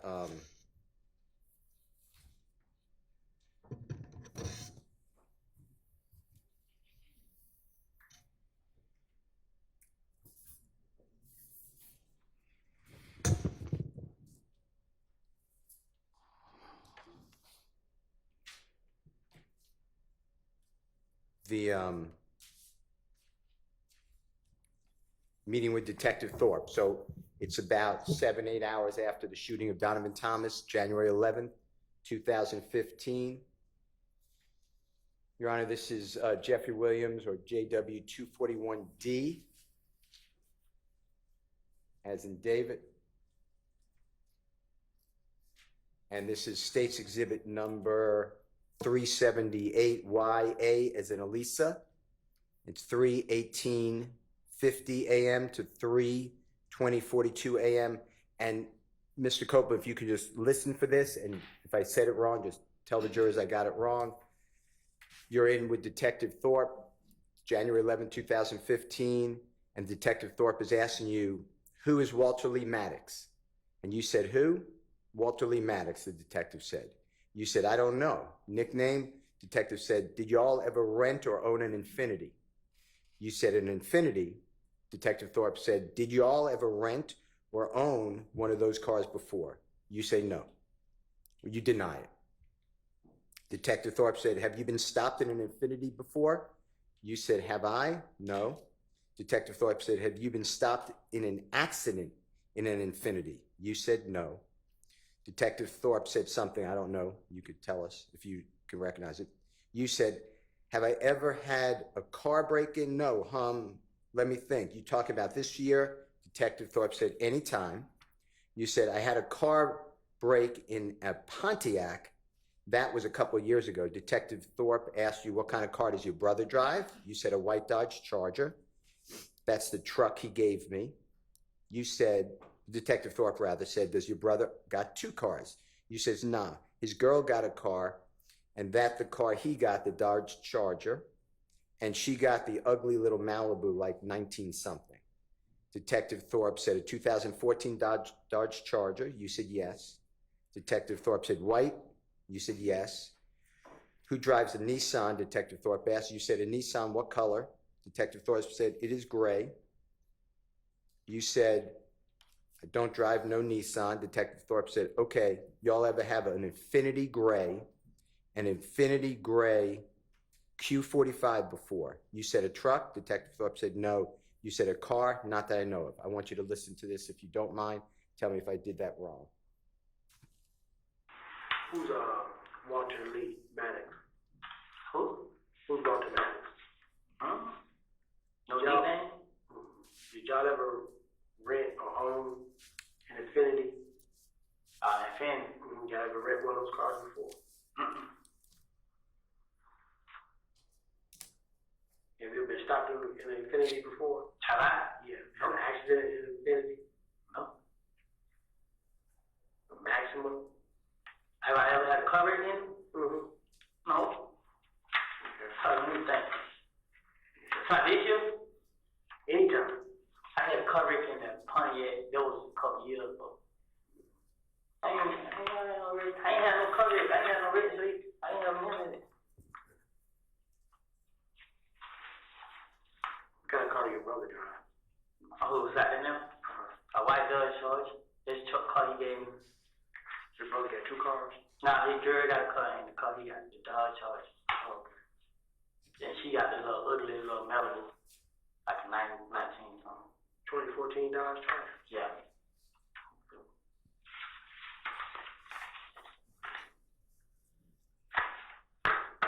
White? Yeah.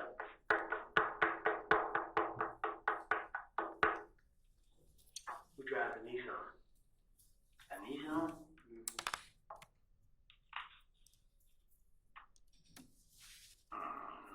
What color? What color is it? Gray. I like that on Nissan. Okay. Y'all ever had a Infinity Gray?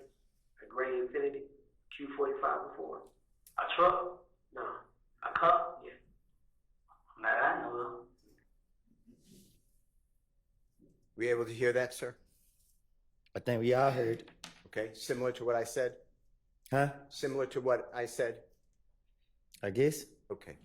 Mr. Copeland, you referred to Detective Thorpe as a squirrel brain. Do you remember that earlier in the testimony? Do you remember saying something like that? Yeah. And by approximately 3 o'clock in the morning on Sunday, January 11, 2015, so within 8 hours approximately of Mr. Donovan Thomas being shot, Detective Thorpe is asking you specific pointed questions about you in a rental gray Infinity sedan. Do you realize that? You said, do I realize it? Yeah. What you mean? That's what he was doing. You understand that he was asking you about a rental Infinity within 8 hours of the shooting of Donovan Thomas. Right. And you denied any dealing with an Infinity vehicle rental, right? Right. And that's not true, right? What you mean? You were dealing with a rental Infinity vehicle. I was? Yeah, weren't you? I don't recall. The car that you were driving that Jeffrey Williams rented for you was, do you know that type of car that was? Or he testified to? What about him renting the car for him? Sustained. Okay.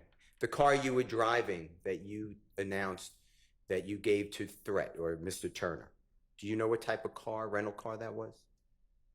No. Okay. Okay. Did the police ever come back to you and ask you about Walter Lee Harvey again? To your knowledge? I still don't know who that is. Okay. Did the police ever come back to you and talk with you about wrecking that 2015 Infiniti vehicle? Besides this? No. Now,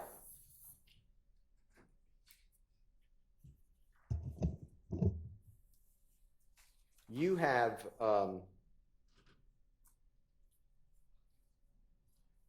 used other people's, like when other people rent cars, you know, Miss Quarterman's mother rented cars, allowed you and Miss Quarterman to use, you know what I'm talking about?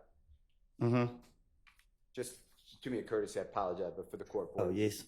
Okay. And that would be in Miss Quarterman's mother's name, the rental car. You're aware of that, right? Right. And I want you to listen to, if you don't mind, J.W. Jeffrey Williams 240R as in righteous, states exhibit number 378YE as in Aaron. It's also June 10th, 2015. Meeting or interrogation by the police, 11:33:17 a.m. to 11:34:10 a.m. And I'm just going to tell you and just make sure this is what it says. You said that I didn't break in these cars. I wasn't even with them. I just gave them the car. Detective said, but you said, but for what reason though? Because they was going to do some stupid SHI blank to get some money. Detective Dennis said something, I don't know what it is, so you could help us if you don't mind. You said, I knew they were fixing to go. Detective Gaither said, you knew they were gonna do a job. You ain't what exact job it was, and then there's overlapping, meaning everyone's talking at one time. Detective Gaither said, but you know what an effing job is. You said, I just. Detective Gaither says, you know they ain't going to church. You said, I was just looking at like SHI. I ain't doing it. I ain't getting in trouble behind it. That's how I was really looking at it. Detective Gaither says, but you're still effing up Deshaun. Because if something else would have happened in that effing car, that truck is in her mama's name. Detective Dennis said, what if they did a robbery? You said, like I told them. Detective Gaither said, and it's the first report. Detective Dennis said, right. Detective Gaither said, we found. Detective Dennis said, we ain't even check. And you said, what I'm saying, no. What I'm saying, I already told them. I said, look, y'all, this car is Deshaun Mama name. You feel what I'm saying? I just said it like that. I said, it's in her mama name. She's gonna tell the police if y'all do anything. I did it. And I'm saying, y'all, I ain't going down for nobody else. I told her just like that. Just listen to it and make sure that what I said was fairly accurate. That ain't my fault that you did that. No, I didn't break any car. I wasn't even with them. I just stayed in the car. But for what reason though? Because you knew they was going to do some stupid shit to get some money. I knew they was going to go. You knew they was going to do a jug. You didn't know what the exact jug was, but you know what the fucking jug is. You know they ain't going to church. I know I won't get this. I just looking at it like shit. I ain't going to get in trouble behind. That's how I'm just looking at it. But you is still fucking up their shot because something else would happen in that fucking car. That truck is in her mama's name. What if they did a robbery? Like I told you. And this is just the first report we found. You checked on What I'm saying, I told him, I said, look, the car they shot her mama name.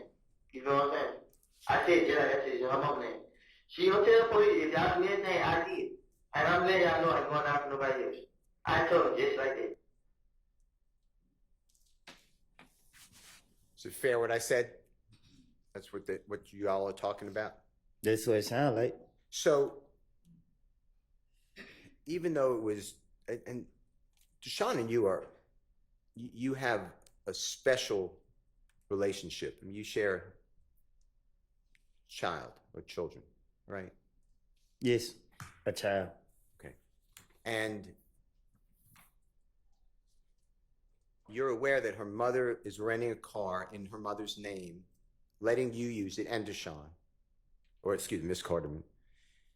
And it's used for criminal conduct by stealing people's cell phones, laptops, breaking into cars. You're aware of that, right? I don't know. You're aware on June 10, 2015, when the police came to arrest you, they searched that rental car in Deshaun Quarterman's mother's name and found other people's cellular telephones, laptops, identifications. You're aware of that, right? Yeah, after they locked me up. Okay. And you were involved in breaking into those cars and stealing, using her mother, Deshaun Quarterman's mother's rental car, right? Objection, Your Honor. Assume effects not in evidence. Asking him a question. I think he just answered it. Right? They charged me. Okay. Why, I just ask you, why would you be entrusted by somebody? They were doing you a favor with a rental car in their name. Why would you go out and commit a crime while using someone else's rental car? I don't get what you're asking me. Did you ever think? Seems facts not in evidence. Did you ever think about the lives that you were affecting by committing crime in a rental car in someone else's name? Objection, Your Honor. Assume effects not in evidence. Rule 611, Rule 24-6-611. How about relevance? And relevance. Did it ever occur to you that you can get other people in trouble? Objection, relevant. Sustained. All right. I'd like to talk with you about Jeffrey Williams' exhibit number 240S, as in Samantha.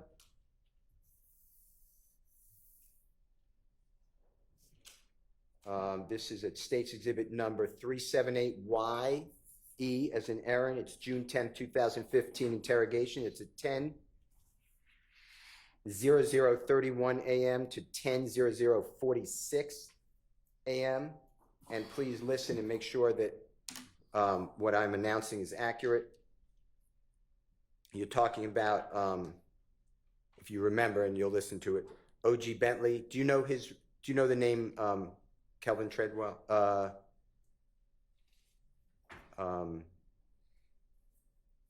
Do you know O.G. Bentley by a government name? Do you know who that person is? I don't even know who OG Bent is. Okay. All right. Where you said, you feel what I'm saying? This is what D's saying. Bentley's supposed to went and hid the car and the guns. Detective said, where? You said, I ain't never heard it. Like, they just cut me off. They seen all the police just kept coming at me, talking to me. I want you to listen to this if that's what you said, okay? You know what I'm saying? Did what he said. Bentley supposed to went to hit the car and the guns. Where I ain't never heard. Like they just cut me out. Like they seen all the police just kept coming at me and talking to me. Did the police or the prosecution ever come to you and say, hey, we would like to talk to you about corroborating or supporting or verifying what you told us here? Did that ever happen? Can you say it again? Yeah. When you're telling the police that O.G. Bentley supposedly hit a car and guns, did the police ever come to you or the district attorney's office and say, we want to talk to you about that statement and see if we could verify it? Did they ever do that? Then I said to the police, they came back to me and asked me to verify whatever word you using. They never, after I said what I said to them, that was it. I didn't hear nothing else from them until I was back in handcuffs. Okay. Yesterday, you were shown State's Exhibit number 22CC. Could you help me out if you don't mind? Thank you.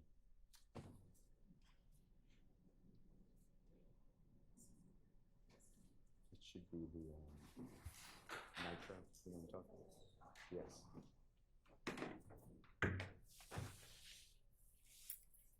This is already in evidence, Your Honor. Right.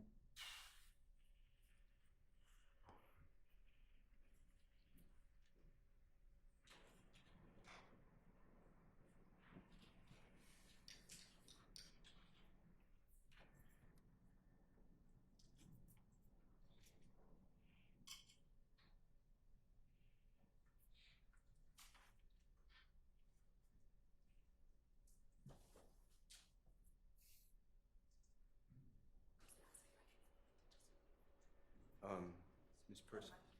Perfect. Thank you.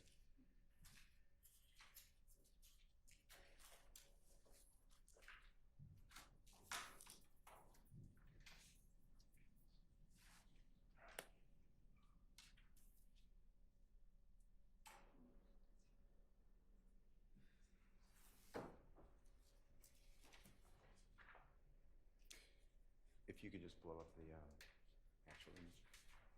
Mr. Copeland, if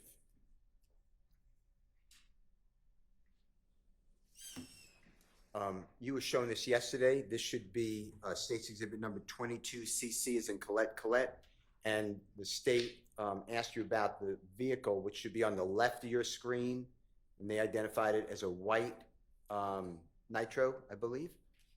Do you remember this from yesterday by any chance? Yeah, I seen it. Yeah. Now, I just want to make sure the jurors know, and if you could make it smaller. This is not the Texaco gas station that you were showing pictures of with the Infiniti and the Pontiac and the gentleman walking into the convenience store. This is a totally different gas station. Do you recognize that? I don't know what this is. I just want to make sure that there was clarity. Do you know where this gas station is by any chance, just from looking around? Just from looking at 22CC? You said, do I know that area? Yeah, do you recognize that at all? Yeah, I know that area. Okay. Is that in the same area, vicinity as the Texaco gas station that's next to the barber shop where Mr. Donovan Thomas was killed? No. Okay. I just wanted to make sure the jurors weren't confused, or that we didn't confuse the jurors. Okay, thank you, Ms. Knight. Now, the state also showed you yesterday a photograph. It's 10cc, as in Colette. I'd like to show that again, and it is in evidence already, Your Honor.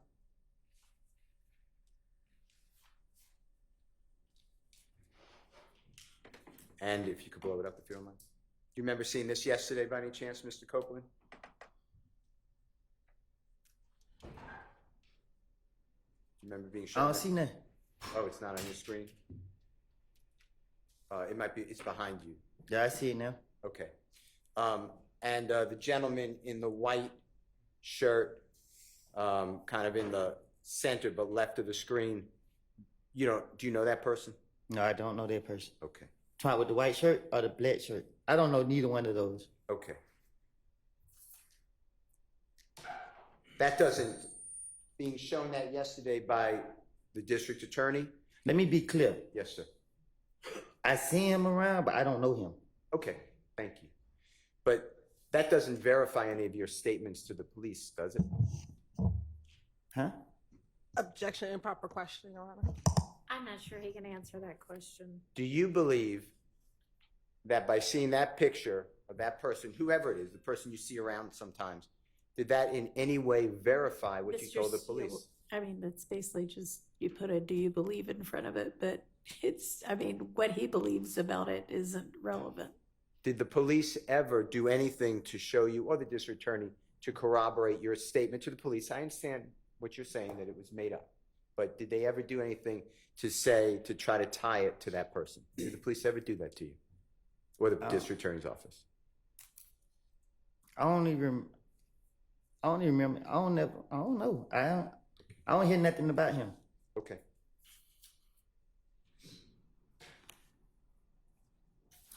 All right. I want to talk with you about your statements to the police that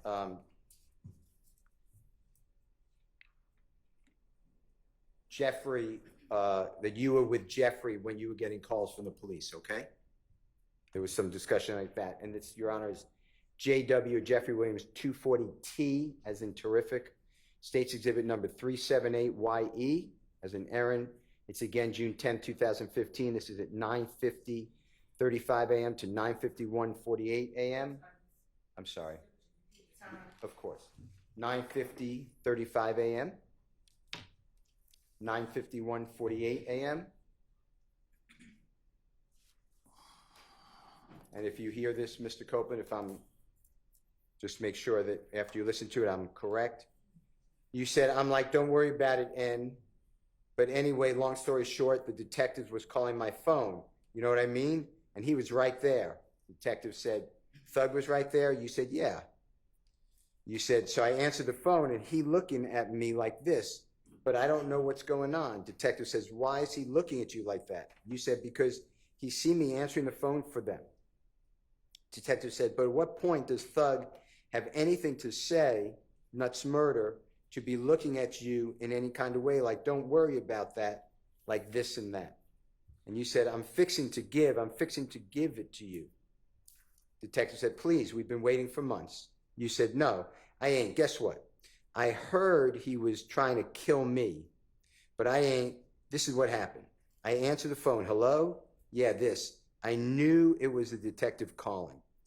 Detective said, the one that's handling the murder case? You said, no, different detective. Detective said, okay. You said, I thought one of them was you.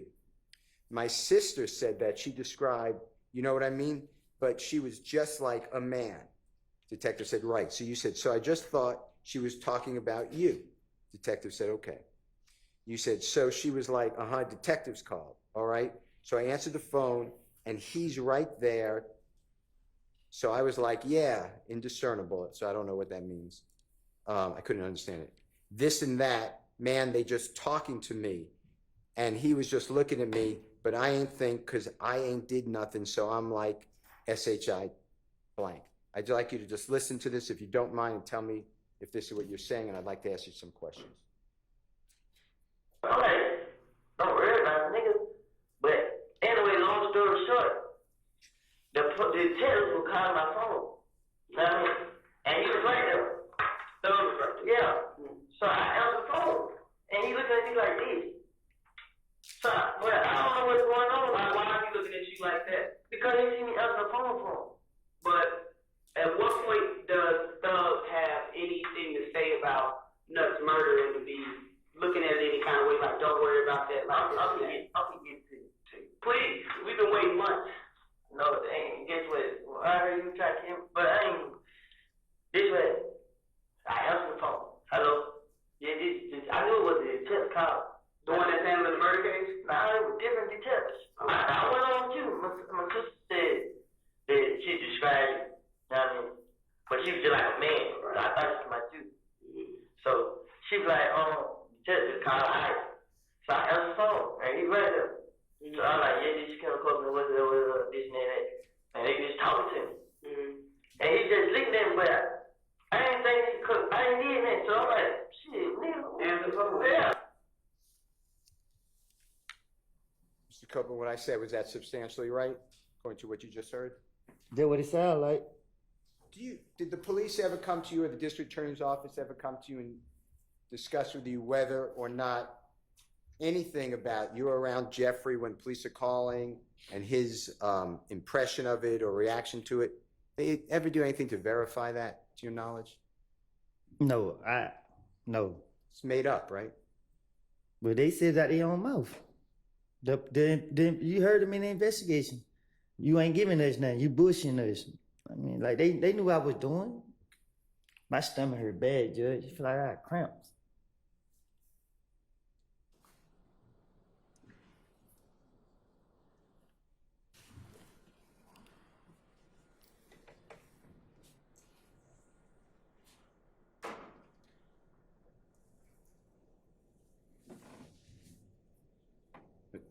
Can I ask you a question?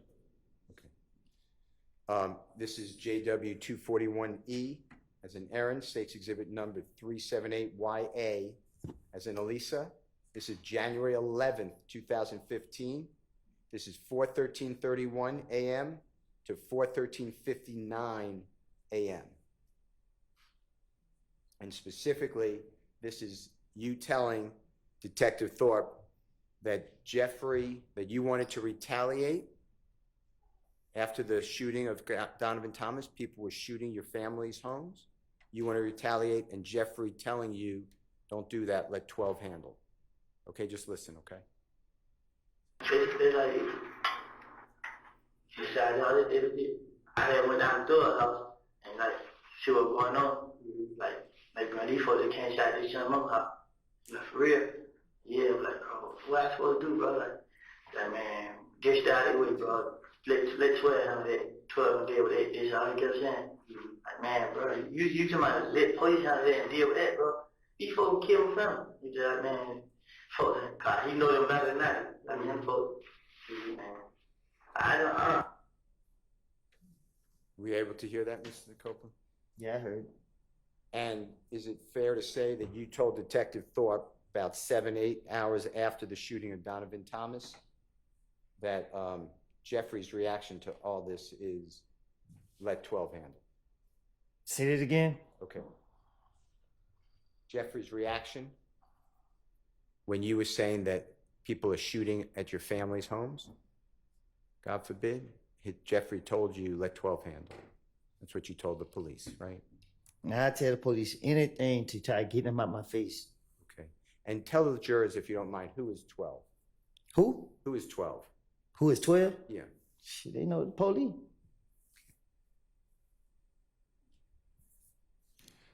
I want to talk with you about your statements to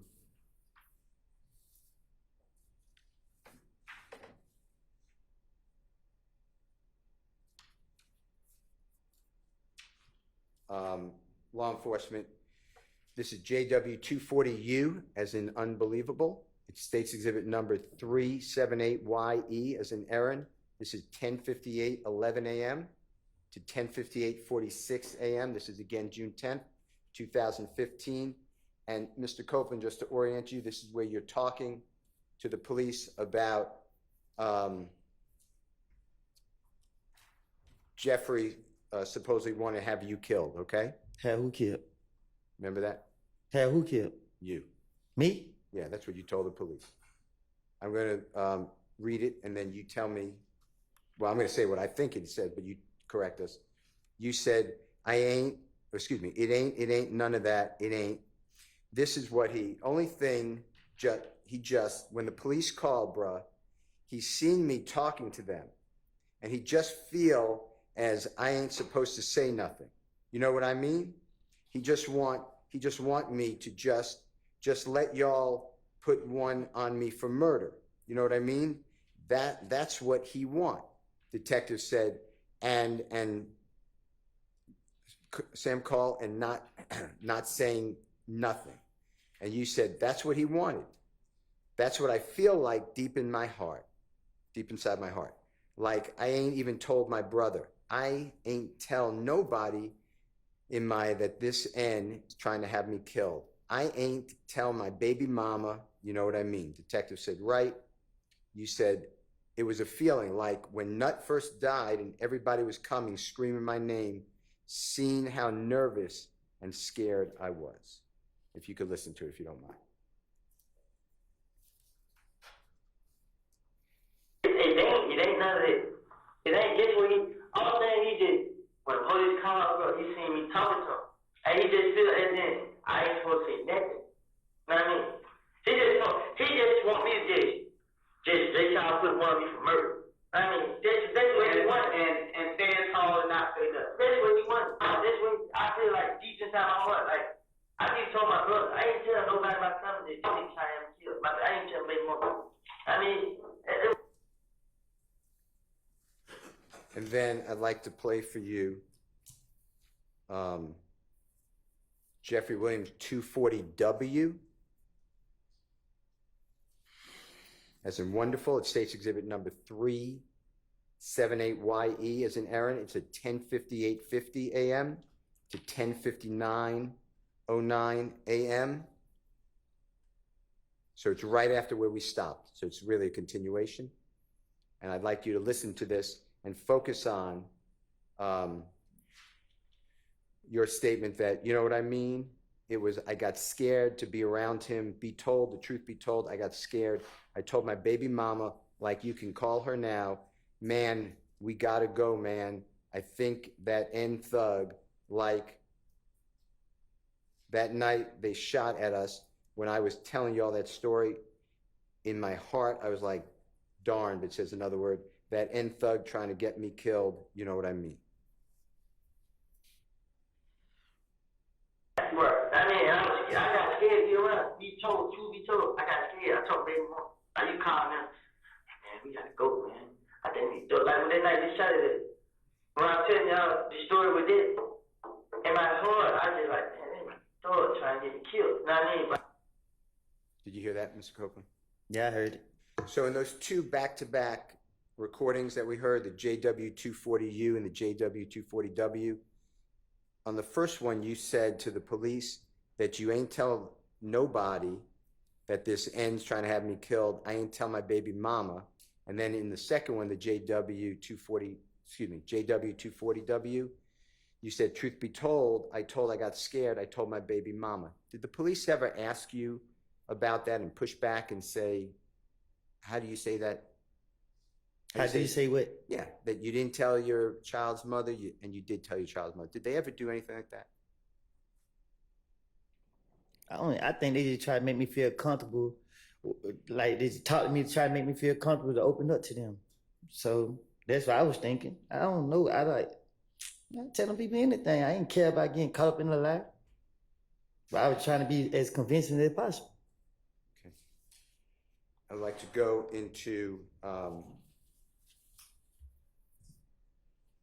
JW240V, as in Victory. It states exhibit number 378YE, as in Aaron. It's June 10th, 2015. Mr. Copeland's 10:20:39 a.m. to 10:21 even, or 10:21:00 a.m. And this, I'd like you to focus on what you talked about with Valerie told you that Jeffrey wanted to set you up. And you said that, yeah, but see, Valerie got in the car. She was like, hey, bro, I'm going to tell you something. Don't say nothing. You know what I mean? Like, what's up? She like, thug, this and that and that. And I'm like, detective said, no. And then you said, now I'm like, what you mean? And she like, don't trust this end, bruh. You know what I mean? He trying to set you up, talking about every time I go out, I got out of jail, something got shot up. Detective says, uh-huh. Can you listen to that for me? All right. Thank you.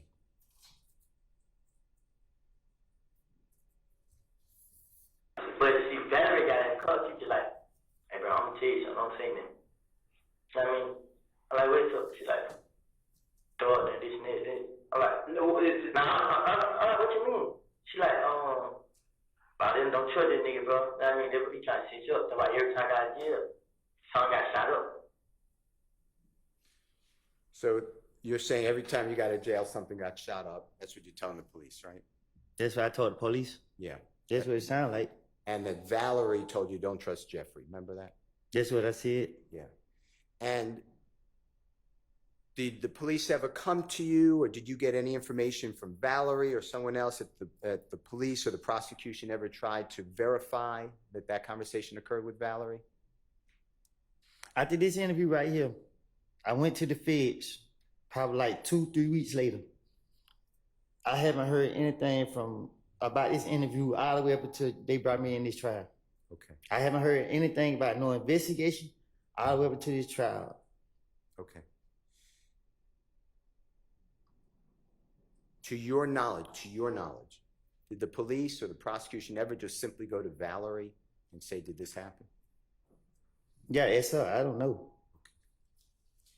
I'd like to show you what the prosecution showed you yesterday. It states exhibit number 60W, as in wonderful, A as in Elisa. It's timestamp 208. Ms. Knight, do you mind helping me?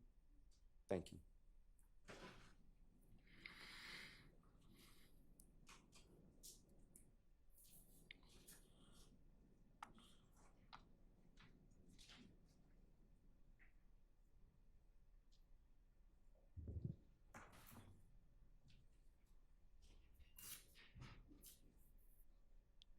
Do you remember seeing this yesterday, Mr. Copeland, this photograph that Ms. Hilton showed you? Yeah. And she said, and you verified that that's Valerie, remember that? I think it's her. How does, from your understanding, how does showing you States Exhibit number 60WA verify that Valerie had a conversation with you in a car that don't trust Jeffrey? Objection, Your Honor. Improper question, speculation. I'm not asking to Vague. speculate. Vague. Okay. Can you tell the jury, how showing you State's Exhibit 60WA verified anything that you said to the police on June 10th, Objection. 2015? Objection vague, and it's the same question. Just reframe. Sustained. Besides that being a photograph or an image of a video, what does that picture mean to you that you were shown yesterday? That she was dirty as hell back in the day. Thank you, sir. All right. I'd like to go into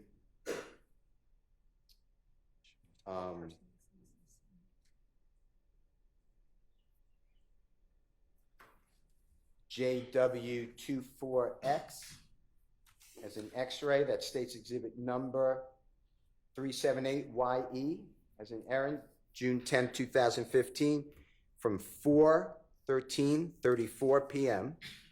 to 4:14:46 p.m. Specifically, Detective Dennis asked you, what does Birdman have to do with all of this? And you answered, Birdman's quiet. Detective Dennis said, he don't tell them to calm down. You said, Birdman, he don't talk in front of us. Detective Dennis said, he don't. You all like that? And you said, but he like, yeah, he right there. He talked to me a lot, but it don't be about nothing. Detective Dennis said, small talk. You said, yeah. What the H, this N talking about? Detective Dennis then I can't understand what he's saying. And then you say, it sound like it. Detective Dennis said, you think so? You said, I don't think he did it. I don't know. Detective Dennis said, so with all this stuff with Nut, what was his reaction to it? Meaning Birdman. You said, from me to you, he was trying to pay them to keep quiet. Detective Dennis asked you, pay who to keep quiet? You said them. Detective Dennis said, who is them? You said, Nuts folks. Detective Dennis said, oh, just go about their business? You said, yup. Detective Dennis, here, take this, shut the HELL up, leave it alone. You said, I think it was $200,000. Detective Dennis said, a payoff. You said, I heard that right my own ears. Detective Dennis said, who he supposedly paid to, and you said, Fly.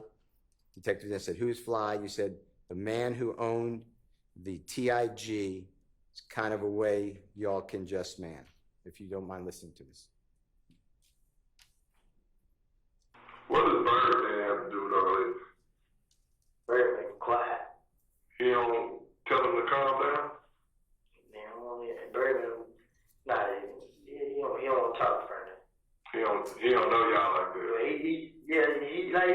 He won't be right there. He talk to me a lot, but it don't be about that. It's just Small talk. yeah. What the hell this nigga talking about? Does he get it? It sound like You think so? I don't think he is. I don't know. So with all the stuff with Nut, what was his reaction to it? For me, I'm trying to pay them to keep quiet. Pay who to keep quiet? Damn.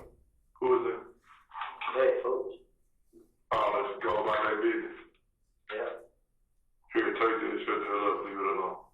I think it was 200,000. Pay off. I heard it by my own ears. Who he supposed to pay it to? Fly. Who's Fly? The man who owned the TIG.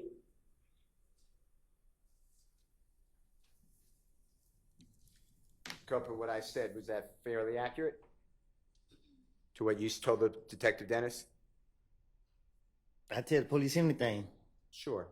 Did the police ever come to you, the district attorney's office, and ever discuss with you anything to, let's corroborate this?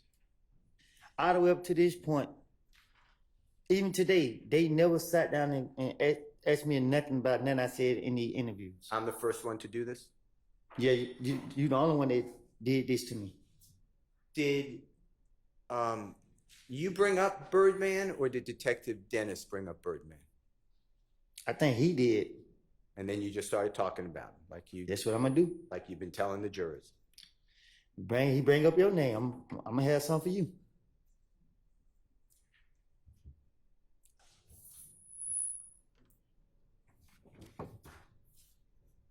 I want to talk with you about Jeffrey Williams 240Y, as in yesterday, State's Exhibit number 378YE, as in Aaron. It's June 10, 2015 again. Interrogation. It's from 10:23 a.m. to 10:51 a.m. And Mr. Copeland, if you can listen to this and tell us if this is you talking about Jeffrey was going to buy the gun that was found at the Dunbar Recreational Center for $1,000, if this is what you talked about with the police, okay? So when I got the gun, I got it from the green store. So I went up to the pub to go play baseball, but I waiting on them to come get it. So waiting on who to come get it? Legina. So his brother pulled up. I mean, yeah. You talking about the big Keanu or Cordell? The Clean. Okay. His brother pulled up to get it. I mean, they like, so gonna give me $1,000 for it. I mean, so I was just looking at the gun. But I don't know he is. It's going to be my same question. Anything besides what you told the police to verify that Jeffrey was going to buy a gun for $1,000 at the Dunbar Recreational Center gun? They didn't even believe me. Miss Hilton asked you yesterday, towards the end of your testimony with her, she said, but all you were talking about were people, the only people committed crimes was Jeffrey and other people maybe here, like Little D and Nard, etc. Do you remember that type of question that she asked you? I don't even understand what you're saying. Okay. Do you remember telling the police that Rich Homie Quan took out, put $25,000 to kill Tay? Remember telling him that? See, I told the police that. Told you, I wanted them to believe I knew information, and that they can rely on me. That's my whole motive when they were questioning me. If they go for it and they let me walk away, you got to catch me on the back end.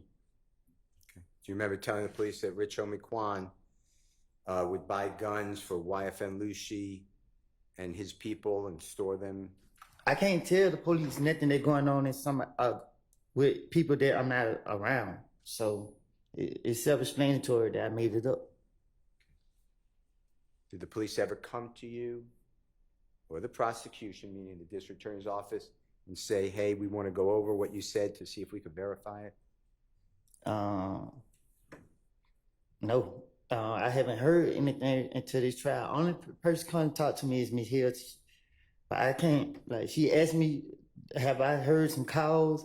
She let me hear the calls. Like, I don't recall her asking me specific questions. Okay. I'd like to play for you Jeffrey Williams 244A as an Elisa. It's a January 28th, 2015. Interview at 7:23:53 through 7:24:16, and it's on those. It's on the issue about Rich Homie Quan putting $25,000 to kill Tay. Okay. All right.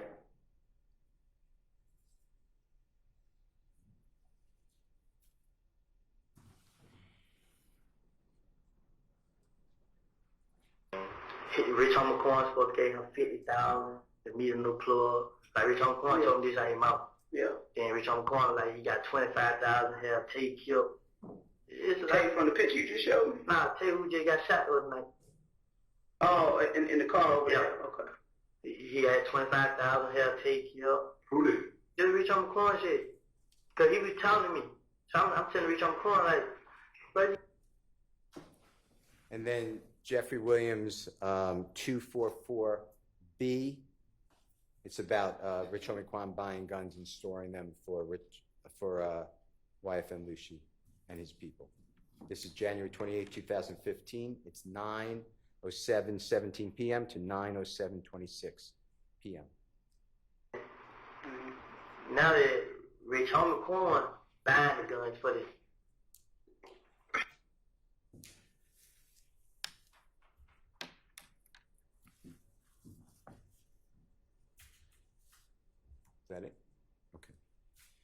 And Mr. Copeland, this is just the same thing you've been saying the whole time, right?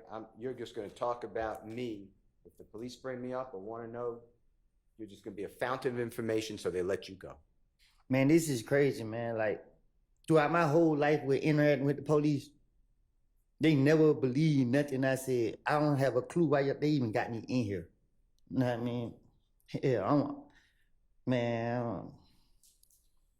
I'd like to talk with you about Jeffrey Williams, number 240Z, as in zebra. It states exhibit number 378YE, as in Aaron, June 10, 2015. It's 1:16:56 p.m. to 1:17:36 p.m. You said, you know what I mean? This N, you know what he did to me? He gave me $300,000 to hold, and he left and came back. Detective Dennis said, and you ain't get none of that? And you said, I don't care about money. I don't. Detective Gaither said, you care about some money. And Detective Dennis said, you kind of dissing yourself, man. And you said, listen, the N would give me money. What is N? N-I-G-G. Oh, nigga. You feel what I'm saying? I didn't need nothing. I didn't. Detective Gaither said, how much? You said, but when I went to jail, he didn't help me. Detective Gaither said, you just said the most amount of money Thug Dunn gave you. Detective Dennis said $300,000. And you said, but he left with you 300. This is Detective Dennis, and I guess came back and gave you 1,000 and you were good. I just want you to hear that and make sure that's what it said.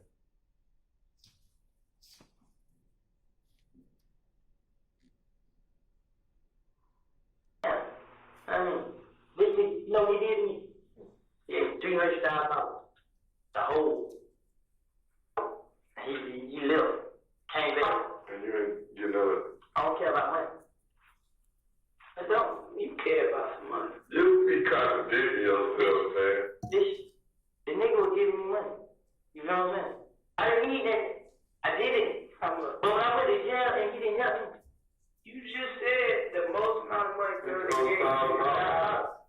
Sometimes he left you with 300, and I guess he came back and gave you a 1,000 again, and you was good. You hear that, Mr. Copeland? Mm-hmm. And the police are telling you you're not making any sense, right? It's saying that to you, right?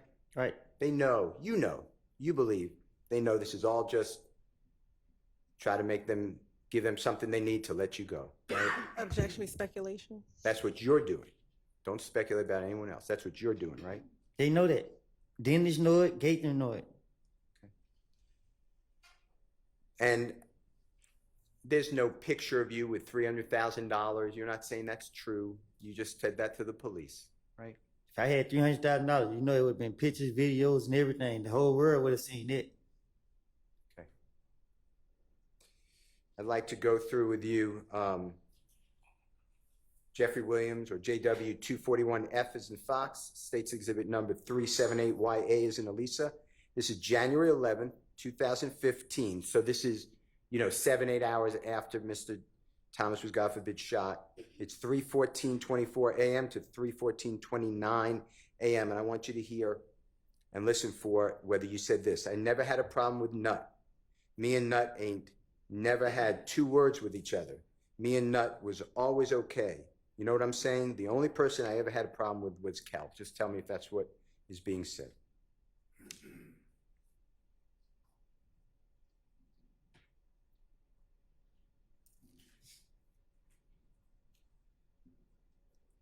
I never had a problem with nothing. Me and Nut ain't never had two words to each other. Me and Nut was always okay. You know what I'm saying? Now, Mr. Copeland, what I said, that was fairly accurate? What you say? What I said when I asked you to listen for it, that was accurate? That was... We heard it. Okay. And actually, a little time before January 6, 2015, I'm using that date for when you got into that fight at Club Crucial? You know what I'm talking about? When Shell Kell and other people jumped on you with your eye? You know what I'm talking about? You know I know what you're talking about. Okay. So before that date, before January 6, 2015, you stole from Mr. Donovan Thomas's Tahoe vehicle his cellular telephone, his identification, his chain, his nut chain, and his wallet. Is that true? I gave it back to him. Okay. I'm going to get there, I promise you. And what happened was Mr. Donovan Thomas called his own cell phone and you answered it and made arrangements to give him back his property. Fair to say? Sound like that. And when he came to get his property, he came with other people in other cars, right? Sound like that. And they had guns. Objection, assuming facts not in evidence. Well, he's asking the question of whether Mr. Copeland knows, so I'll overrule that. What's going on? Did they have guns that you saw? Yeah. And shortly after that, you learned that Donovan Thomas and others were going to hurt you. True? Objection, improper character of the victim. Sustained. You knew that Donovan Thomas and others made statements that you heard that they were going to hurt you. Objection, Your Honor, assuming facts not in evidence and improper character evidence. Sustained. Did you ever listen to Donovan Thomas have a meeting with others where they discussed you?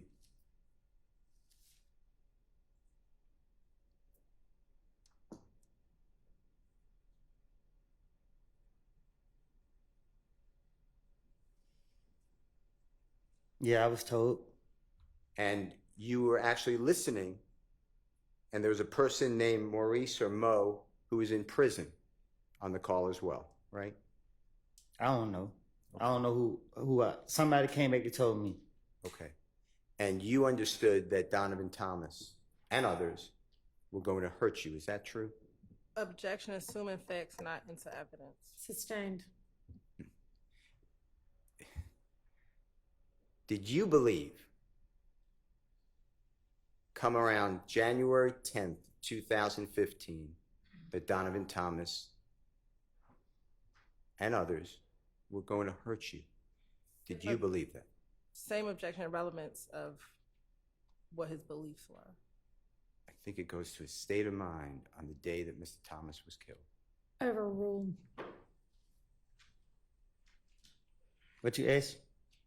Did you believe that on the date that Donovan Thomas was killed, that he and others, his friends, were going to, had a plan to hurt you physically? I was told it. Okay. So when you told the police on January 11, 2015, that you and Nut ain't never had any words, never had a problem, your only problem was with Kel, you just didn't want to tell the police about that, right? Say that again? You did not share with the police what you believed to be a problem that Donovan Thomas was and his friends were trying to hurt you. You didn't share that with Detective Thorpe, did you? I don't know. You told Detective Thorpe that you never had a problem with Mr. Thomas, right? We just heard that. That's what I told him? Okay. I want to go into what you have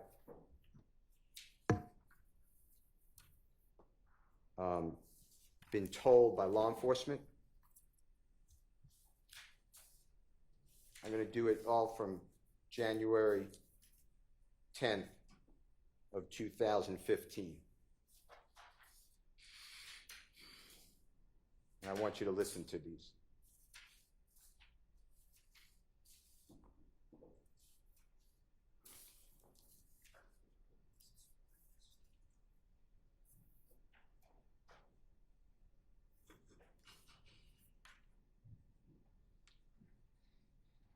I want you to listen. This is JW240AA, Elisa.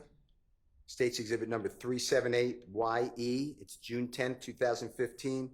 It's 1:15 p.m. to 1:51 p.m. and tell the jury if this is accurate. You said, it is though. I sat right here. You know what I mean? I promised I wouldn't back out for nothing. You know what I mean? Detective says, I'ma find out.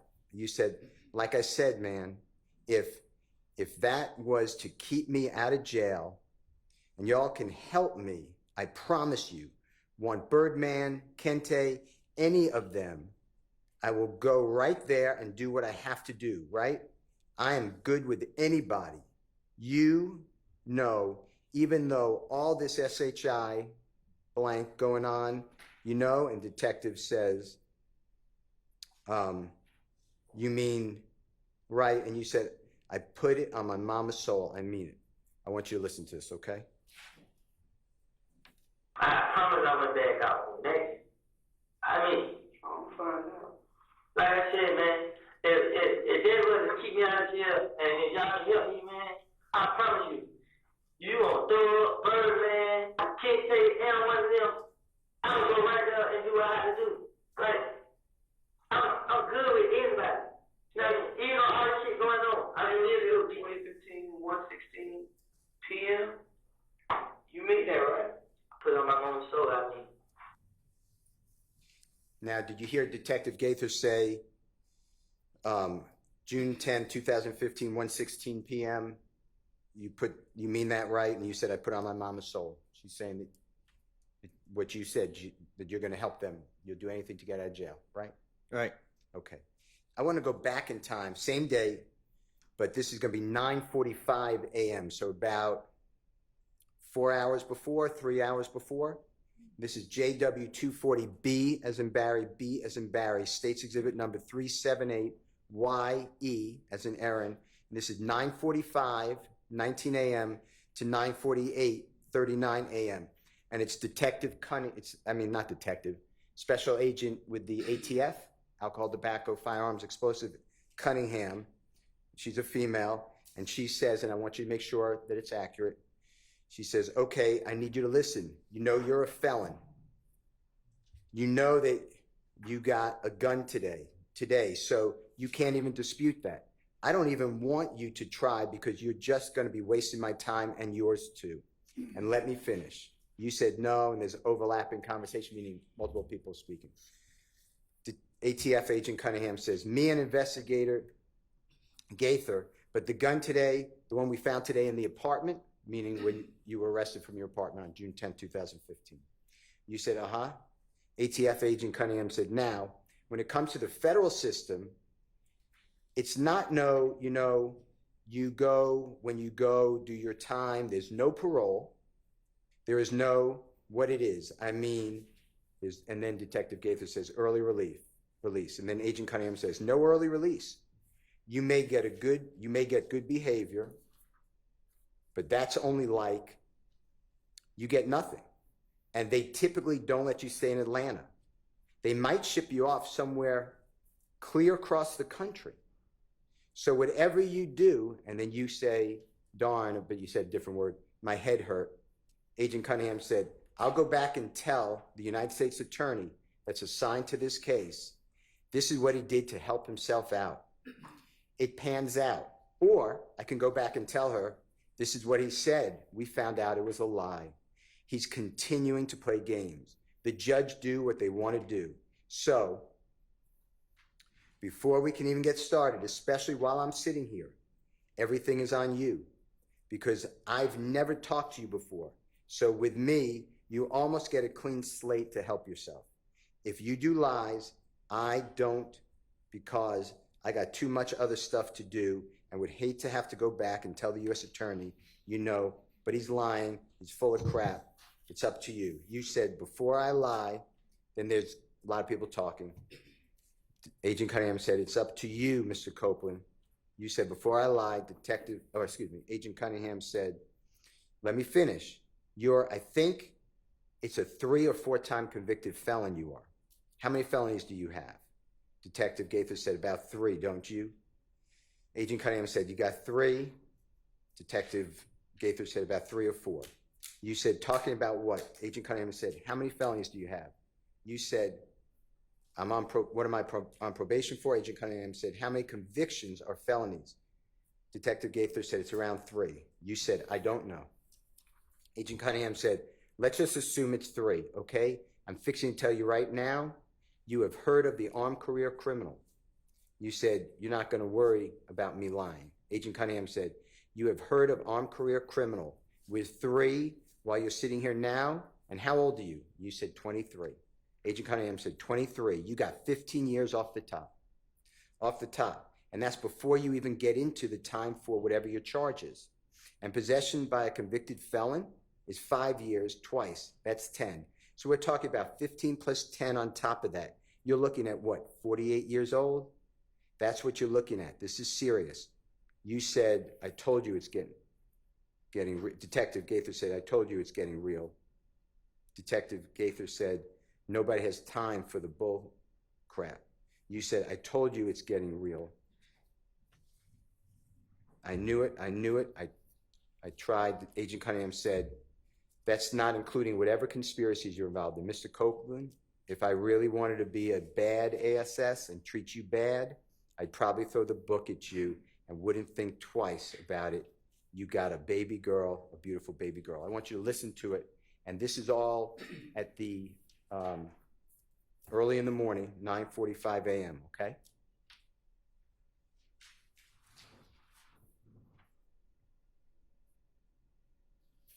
Okay, I need you to listen. You know you're a felon. You know you got that gun today. Today, so you can't even dispute that. So I don't even want you to try because you're just gonna be wasting my time and yours too. And let me finish. With the gun today, the one we found today in the apartment. Now, when it comes to the federal system, it's not no, you go do your time and there's no parole. There is no, what is it? I mean, no early release. You may get good behavior, but that's only like, you get nothing. And they typically don't let you stay in Atlanta. They might ship you off somewhere clear across the country. So, whatever you do, I go back and tell the U.S. attorney that's assigned to your case, this is what he did to help himself out. It pans out. Or I can go back and tell her, this is what he said. We found out it was lies. He continued to play games. The judge do what they want to do. So, what I'm trying to tell you before we even get started, especially while I'm sitting here, everything is on you because I've never talked to you before. So with me, you almost get a clean slate to help yourself. I don't do lies. I just don't because I got too much other stuff to do. And I would hate to have to go back and tell any U.S. attorney, you know what, he just lying and he full of crap. It's up to you, Mr. Copeland. You are I think, is it a 3 or 4 time convicted felon? How many felons do you have? About 3, don't you? You have 3? About 3 or 4. Right. How many felonies? I'm saying, like, is it what I'm on probation for? How many convictions that are felonies do you have? Is it 3 or 4? It's around there, yeah. I don't know. Okay, let's just assume it's 3, okay? I'm going to tell you right now. With 3, have you ever heard of armed career criminal? No, I read what I mean, like. Have you ever heard of armed career criminal? With 3, where you sitting at now, and you how old? 23. You get 15 years off the top. Off the top. That's before you even get into the time for whatever your charge is, and possession by convicted felon is 5 years, twice is 10. So we talking about 15 plus 10 on top of that. You don't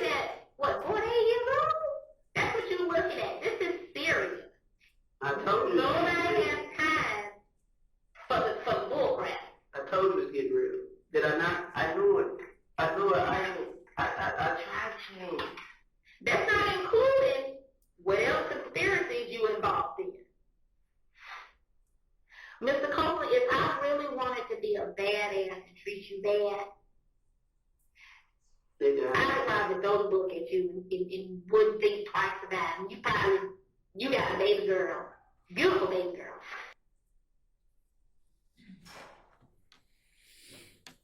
Mr. Copeland, what I said, was that fair, what they were telling you? They being the federal Agent Cunningham and Detective Gaither, Detective Gaither? What happened? Is that pretty much what they're telling you? 48 years of age, you got federal charges, 25 years off the top? Yeah, she was lying too. But that's what you believed at the time, right? Yes. And that motivated you to tell the police anything they wanted to hear to get you home, right? I was always gonna do that, but it just like, it scared me more. I want to go into Jeffrey Williams 240, JW 240CC as Colette. It states exhibit number 378. YE is in Aaron. It's again June 10th. Same interview, 2015. This is a little later. This is 12:08:22 to 12:10:50.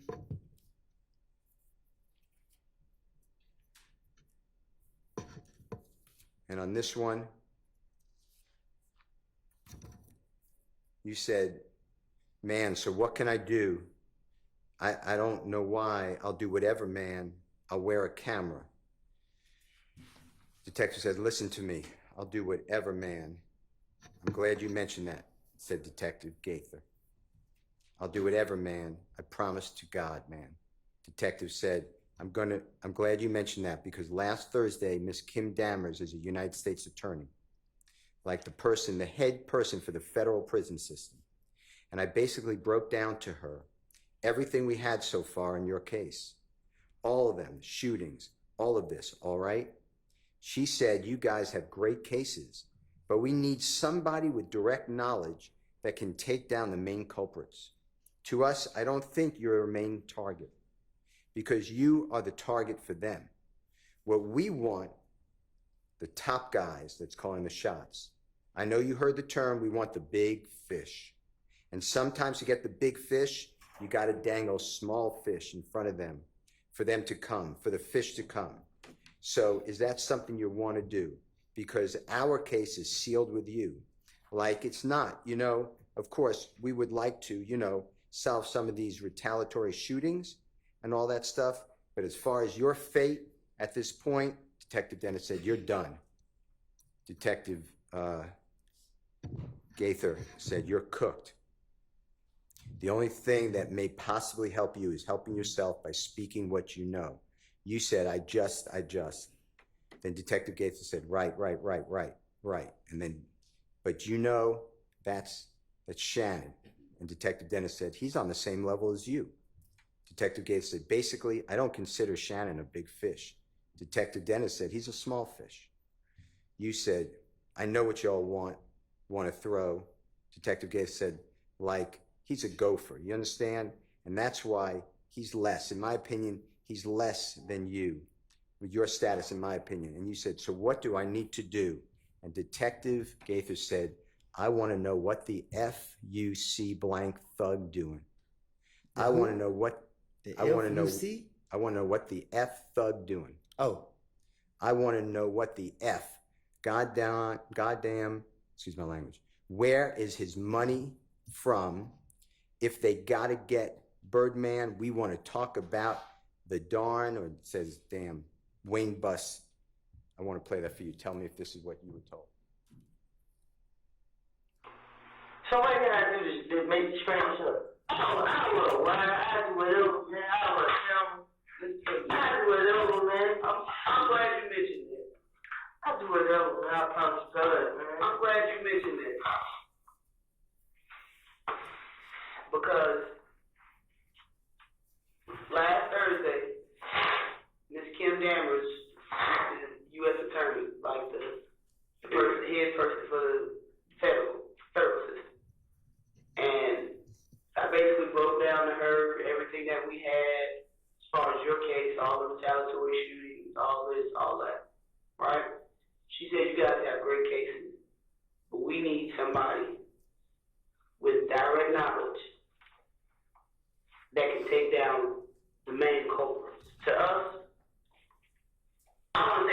the main target because you are the target for them, but we want top guys that's calling shots.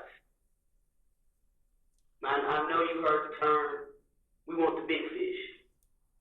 And sometimes to get to the big fish, you gotta dang the small fish in front of them. For them to come, for the fish to come. So, if that's something that you wanna do, because our case is sealed with you. Like it's not, you know. Of course we would like to, you know, solve some of these retaliatory shootings and all that stuff. But as far as your fate, at this point, you cooked. And the only thing that may possibly help you is you helping yourself by speaking what you know.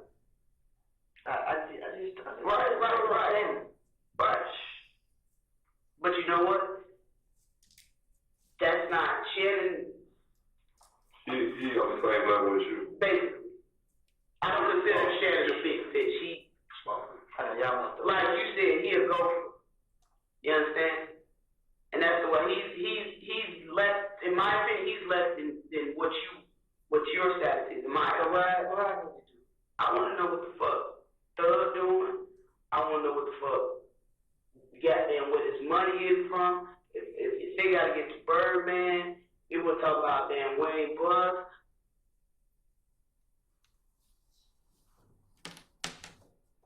Fair what I said, Mr. Copeland? This what it sound like. You knew before going in that law enforcement, they made it clear to you, this happens to be recorded, but they made it clear to you that they wanted Jeffrey Williams, you to give information on Jeffrey Williams, right? Yeah. And the only way that you were going to avoid, in your opinion, what you were told, pretty much the rest of your life in prison, is that how you understood it? Was to give information on Jeffrey Williams and others. True? Really, just him. And it was a lie, wasn't it? What you mean?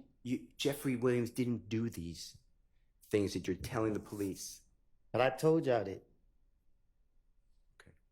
Early, all right. Go ahead, Mr. Steele.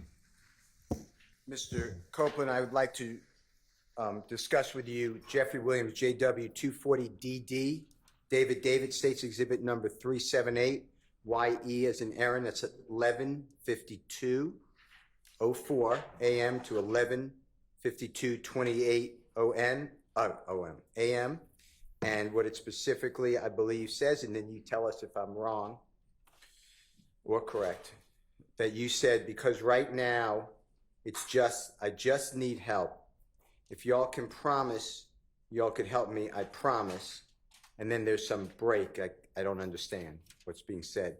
And then you say, I'll sit here, tell y'all everything I done heard, and everything I done saw, and everything I can tell y'all, stuff that y'all can go get. You know what I mean? Like, and then Detective Dennis said, are you willing to do that though? And you said, I promise, I'll do it right now. I can show y'all houses. Y'all can go bust your head right at the spot. I don't care, man. I just want y'all to protect.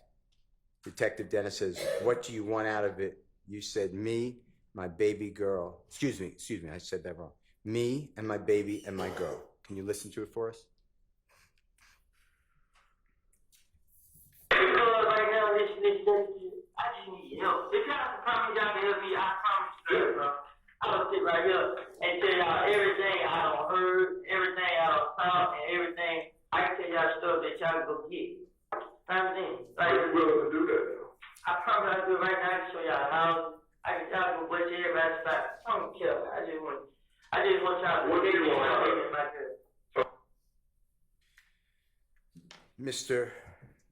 Copeland, what I said, was that fairly accurate of what you just heard? That's what I just heard. Okay. And then the last one I want to focus on for this series is Jeffrey Williams number or JW 240EE, Aaron, that states exhibit number 378YE. It's the June 10th, 2015 meeting, interrogation with the police, and now it's a little early. It's 10:01:46 a.m. to 10:01:59 a.m. And you said something to the effect of, I hate jail, man. And I'm just saying darn, but it says another word. I let an N get me sent away for man, them N's trying to kill me and my child, bruh, I ain't.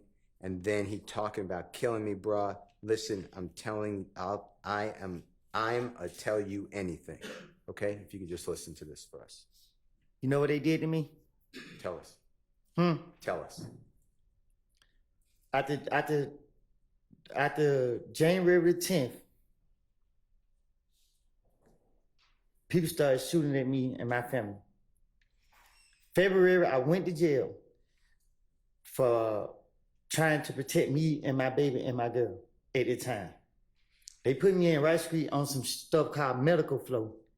It's somewhere hid in the jail. It stink. It's crazy people in there talking, yelling through the door, putting feces all on the window and on the wall. They locked me in the room. It's one door right here, it's one door right here, and it's another door back here, and it's another door back here. I'm behind this door. I don't see nobody, I don't talk to nobody, I'm by myself. I'm at the verge of losing my mind. People trying to shoot at me while they got me locked in this room. I can't talk to nobody, I can't see nobody, I'm locked in this room. They held me in that room for 3 weeks. I got out of jail. I had a court date for another county where I never even been to for some charges I never even did. I don't steal out of stores. I went down to that courthouse and tried to get it situated. Went in the wrong courtroom, told the deputy, hey, my name is such, such, such. I missed court. I'm here to fix it. He said, oh, I gave him my name, told him what happened. He said, oh, you got a warrant. And he locked me up. They put me right back in jail. I stayed in jail a whole month. I had to use the money for selling my four-wheeler to pay an attorney to come represent me. I got the lawyer to come represent me. That lawyer, he got me a bond. A friend of mine gave my baby mama the money to pay my bond. She paid my bond. I got out of jail. The very next day, Atlanta police came into the gym with a whole lot of them. They got me, said that this my bag, this my gun. They took me from my neighborhood to Turnerfield. They questioned me. I told them it wasn't my gun. They let me go. They came back and get me June 10th. They questioned me. I was at the verge of losing my mind because every time I come outside, they keep locking me up. They got me. They did it. They held me in the interrogation room for a whole day, probably. I don't know. They put me right back in Rice Street, put me right back behind all these doors. They constantly kept doing it to me. You know what I mean? Like, I don't, at this point, like, man, I'm tired of keep reliving this stuff. I'm tired of it. I'm tired of it, man. I'm sitting right here. I got cramps, man. I got knots in my stomach, man. I haven't ate none. I tried to eat yesterday. I haven't ate today. Y'all sitting up here. I asked for a break. I asked. I'm in pain right now. I understand it might be my fault. I'm telling y'all, I made it up. I lied. Damn, man. This is crazy. I'm telling y'all, my stomach hurting, man. Well, with the honorable court's order, we're going to be leaving in a little bit of time. Can you try to just listen to the JW 240EE that I just said?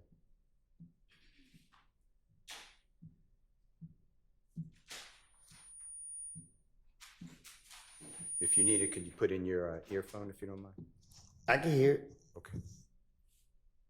I hate jail. I hate jail, man. I'd be damn if I let nigga me shit with man, my nigga try to kill me and my child, bro. And then he come out kill me, bro. Listen, I'm telling you, never you. Mr. Copeland, with your background and your experiences in jail, is it fair to say that you would do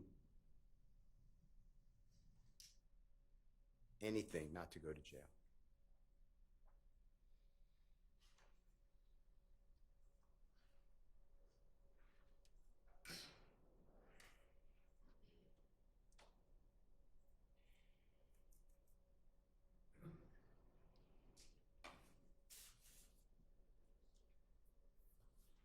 Mr. Copeland, can I ask you a couple of questions? I'm listening. Okay.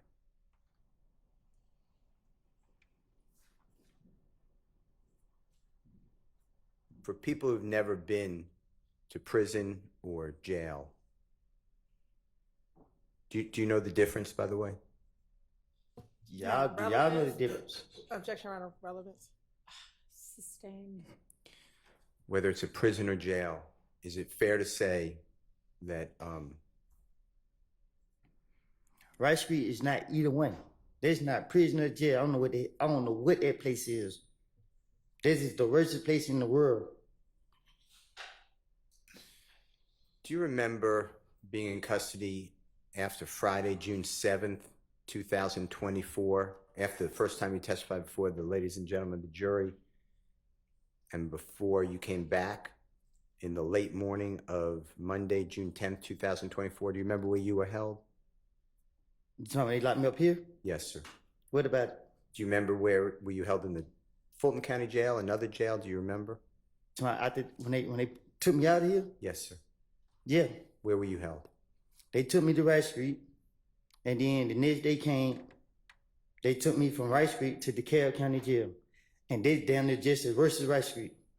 And DeKalb County Jail, describe to the ladies and gentlemen jury what it was like when you were in that jail. Objection relevant, Your Honor. Goes to his motivation for testifying here. I don't know that we need to get that far afield. He's already told us that Rice Street is horrible. It's the worst place in the world, and DeKalb is even worse. So let's move on. Okay. Mr. Copeland, after giving law enforcement officers this information that the prosecution has played for you, January 11th, 2015, recorded interview, January 28th, 2015, recorded interview, February 20th, 2015, recorded interview, February 21st, 2015, recorded interview, June 10th, 2015, 9-hour recorded interview. You got charged with murder, right? For Donovan Thomas. Can you say it again? Yes. I heard the interview. You said I got charged with murder? Yeah. Do you remember being served?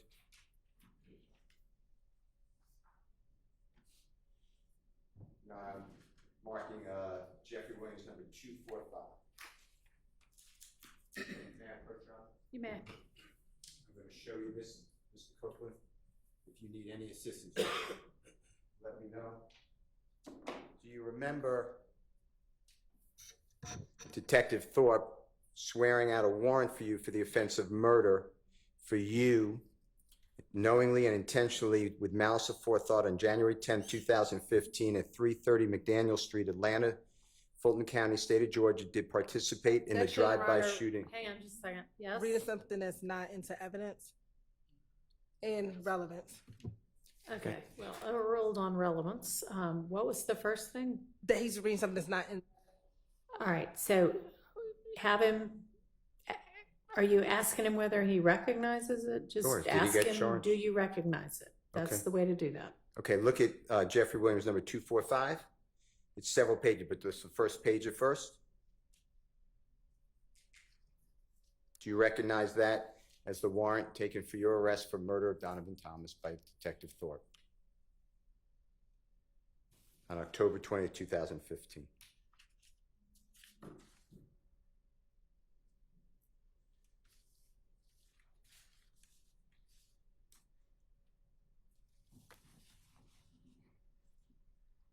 Yes? Wait, Do you recognize that? it's a warrant paper. For you? True? I see my name on it. Okay. And that's Detective Thorpe? Swore it out, right? Do you see that? You gotta show me.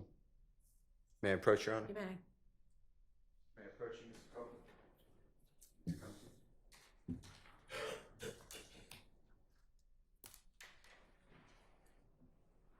You see that? Yeah. You see the date on there, Mr. Copeland? October 20th, 2015?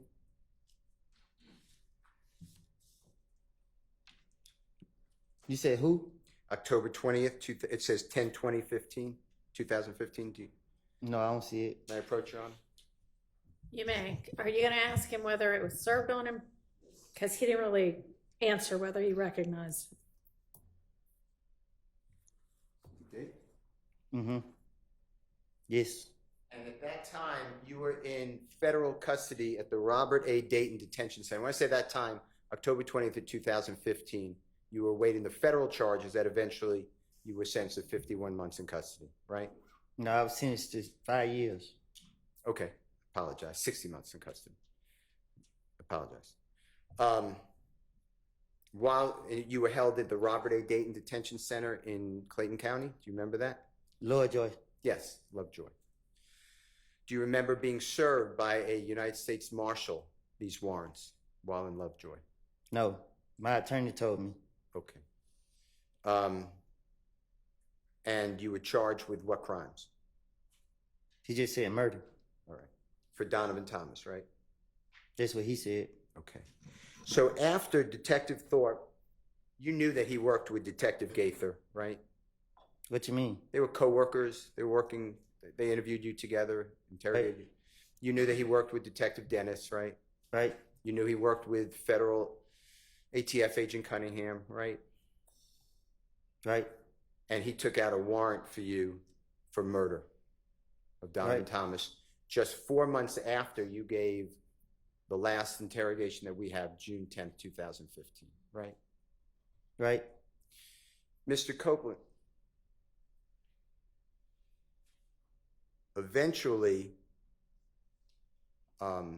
you went to federal custody and you entered a guilty plea for a 922G count, which, forget that, for possession of firearm by a convicted felon. Is that true? Right. And you remember going before the Honorable Judge Totenberg? Right. And she gave you the maximum sentence for that, 60 Right. months. And you served 51 out of the 60 months. Is that fair to say? Right. Okay. I want to show you some of your prior convictions and tell me if you recognize them, okay? I'll be right back. Your Honor, may I have a second? You may.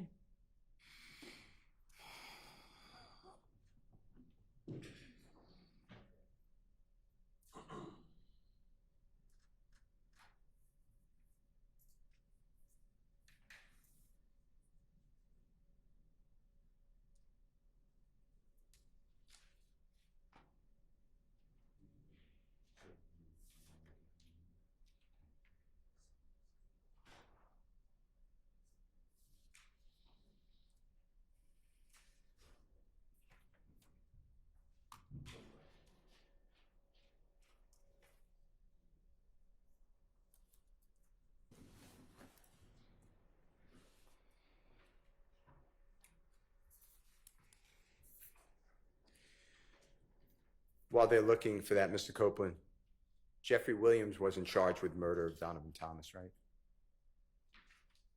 I don't know. Not to my knowledge. Okay.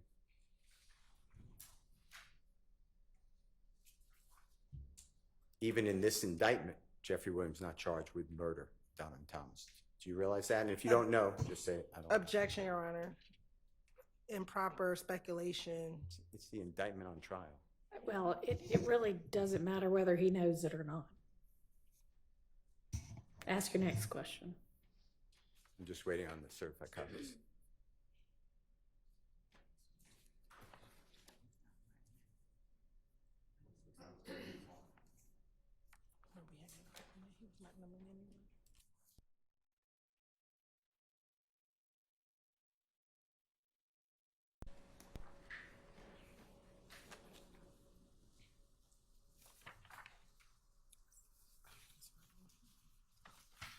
Mr. Copeland, I'm just going to ask you some questions while the prosecutor is looking at this, okay? While in jail, in the Fulton County Jail, as well as, were you held in the Fayette County Jail? Do you ever remember that? Mm-hmm. Yes. Just to be fair, say yes, okay, or no. And you are aware that jail calls are recorded. Is that fair to say? Yes. Now, is it true that at times people in jail, I'm not saying you, but people in jail have contraband cellular phones, like cell phones like you would use today? They have them in the jail. A person who's in custody. You said, do people in jail have phones? Or in prison, yeah, or both. Mm. And if you don't know, just, I don't know. Yeah, people in jail, yeah, I guess. Okay. Okay. I'm going to show you what I've marked. I'm starting at 252J as in Jake. May I approach, Your Honor? You may. Mr. Copeland, may I approach you? Mm-hmm. This is, I'm just going to show you what I've marked as Mr. Williams 252J, okay? And if you could just take a look at this for me. Do you see what it says here? United States District Court, Northern District of Georgia. Mm-hmm. Atlanta Division, United States versus you. United States of America versus you, Mr. Copeland. You see that? Mm-hmm. And do you see your lawyer's name, Ms. Durrett? Mm-hmm. And that's Durrett. And do you see the Honorable Judge Totenberg's signature on there? Mm-hmm. And that was your judge, correct? Yes. Yes. And you see the date, October 24th, 2018? Yes. And it has an amendment to the judgment, same case number, your name, right? Yes.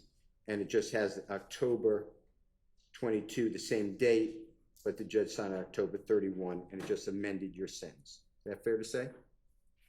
Yes. And this is certified. Certified means the clerk, you feel that, if you want to feel it, feel that seal? Uh-huh. Okay. Yes. And this shows that you pled guilty to the offense of possession of a firearm under 18 United States Code 922G1. Do you see that? Yes. And your sentence is going to be on page 2, 60 months. Is that fair to say? And 3 years supervised release. It's not on there. Is it? It'll be on here, yes, sir. And I will show it to you. And supervised release is like what? Probation? Yeah. Okay. And it's right here on page 4. You see that? 3-year supervised release? Mm-hmm. Yes? Yes. Okay. Yes.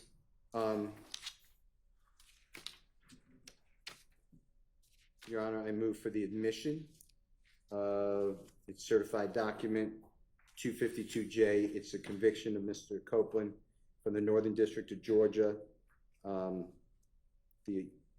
The offense date is April 28, 2015. Your Honor, the judgment date is October 24, 2018, but then it was amended. It was a correction. It's October 31, 2018. All right, 10 minutes. I'm just going to move this to court.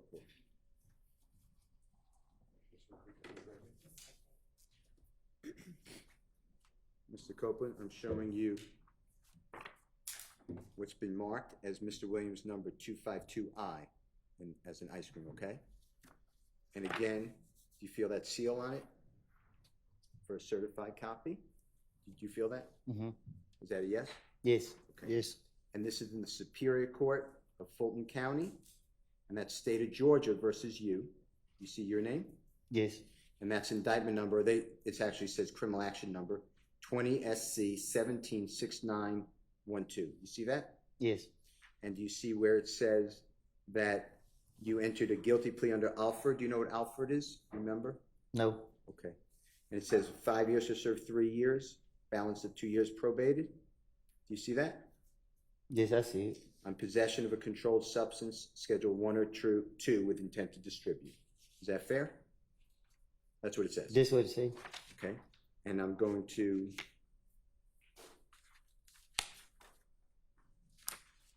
turn to, you were sentenced by the Honorable Judge Ingram in this courthouse. Do you remember that by any chance? Yes. And I'm going here to your indictment. And Judge Ingram's name used to be Judge Millender. Did you know that? And if you didn't, that's fine. Yes, I know it. Okay.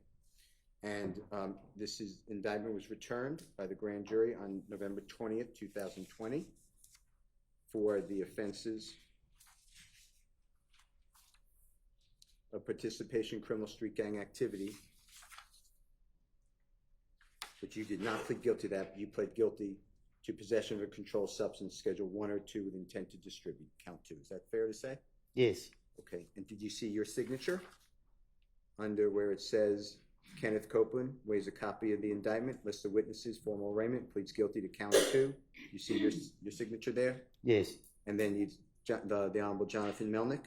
Yes. That's your lawyer, right? Former lawyer. And you pled guilty on January 25, 2022. Fair to say? Yes. Okay. Your Honor, this is a certified copy, and I would move for the admission of Mr. Williams, number 252I. Admitted.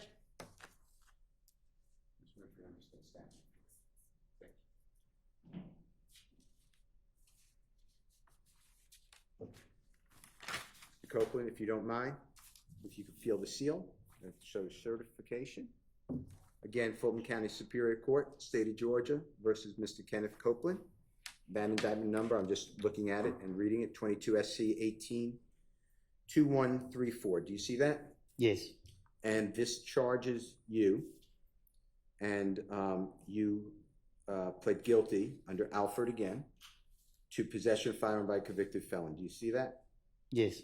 And you were sentenced to 5 years to serve 10 months in prison, balance of 4 years, 2 months to be served on probation. Do you remember that? Yes. And this is, again, you're represented by the Honorable Jonathan Melnick. You see that? Yes. And I'm going to the indictment in the same indictment number that we just said. And do you see your signature here? Yes. When it says you plead guilty, and it is only to the count 3.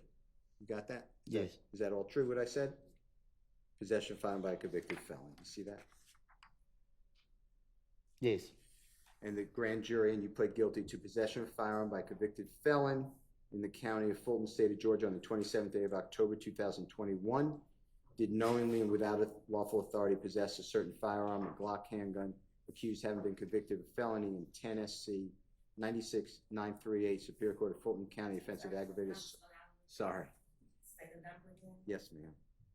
Having been convicted of felony on indictment number 10 SC 96938 in the Superior Court of Fulton County, Georgia, for the offense of aggravated assault with a deadly weapon on March 7, 2011. Is that true? What's true? That's what it says. Yes. Okay. And that's the count that you pled guilty to. True? Yes. Your Honor, I move for the admission of Mr. Williams, number 252M as in magic. Admitted.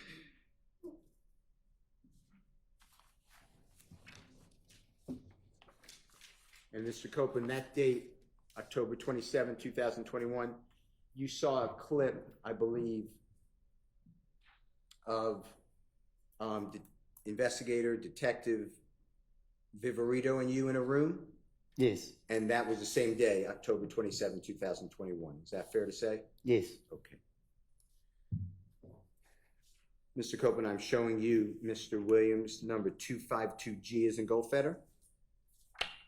And this again in Fulton County, State of Georgia versus you, Mr. Copeland. This indictment number is 20 SC 176851. You see that? Yes. And this has you pleading guilty under Alford to count 2, possession of a vehicle with an altered VIN number. You know what a VIN number is? Huh? Do you know what a VIN number is? No. Vehicle identification number? Yes. Okay. And it says 15 years to serve 3 years in prison, balance of 12 years on probation. You see that? Yes. And this date is also before Judge Ingram on the 25th day of January 2022. Is that fair to say? Yes. And here's the indictment. Same number that I announced before. State of Georgia versus you.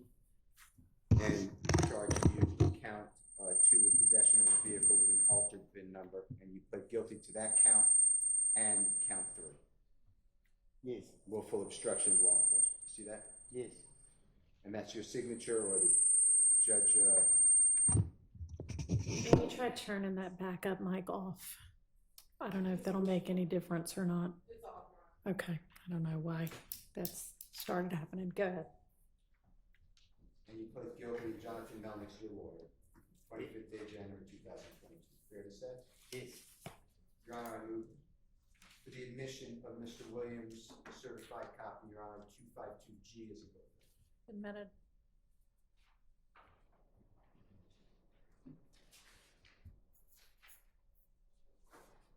Mr. Copeland, I am showing you what's marked as Mr. Williams 252F as in Fox, okay? Superior Court of Fulton County, State of Georgia versus Mr. Kenneth Copeland. That indictment number is 12 SC 11 3315. Do you see that? Yes.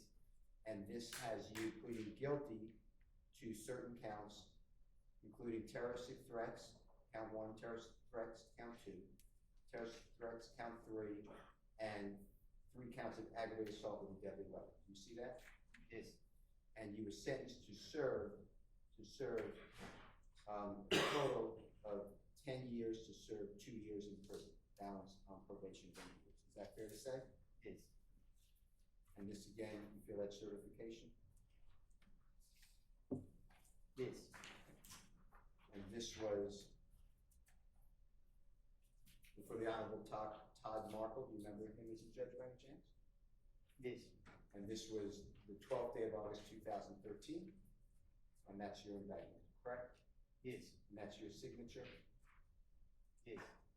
And that's what you pled guilty to, those crimes that I announced. Fair to say? Yes. Your Honor, we move for the admission of Mr. Williams 252F as in Fox. Admitted.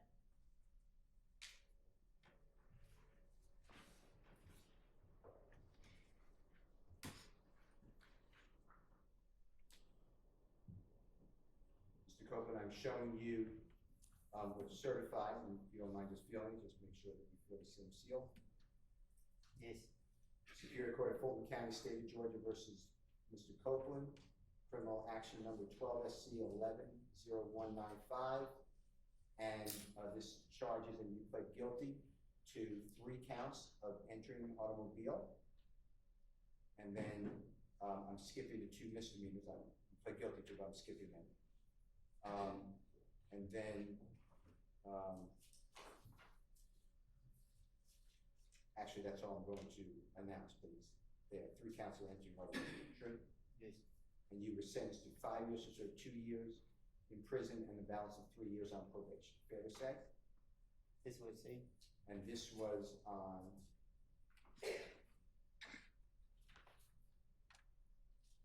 August 12, 2013. Correct? Yes. Also before Judge Markham? Yes. The Honorable Judge Markham. And here's the indictment charging you that you signature you pled guilty to those counts. Correct? Yes. Your Honor, I move for the admission of 252B as impairment. Admitted. Certified.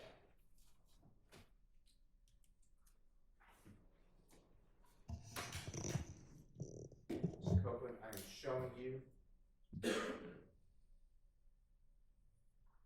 in the Superior Court of Fulton County, State of Georgia versus Mr. Copeland, indictment number 15 SC 136794. You have a certification on that, if you don't mind. And this is Jeffrey Williams, 252D as in David, okay? All right. And this has you pleading guilty, sentence of 5 years to serve in prison, community time served for theft by receiving stolen property of felon. You see that? Yes. And this was also before the Honorable Judge Markle on the 13th day of December 2018. You see that? Yes. And this is your indictment. That's your signature pleading guilty. Is that true? Yes. Your Honor, I move for the admission of Mr. Williams 252D as indicated. Admitted.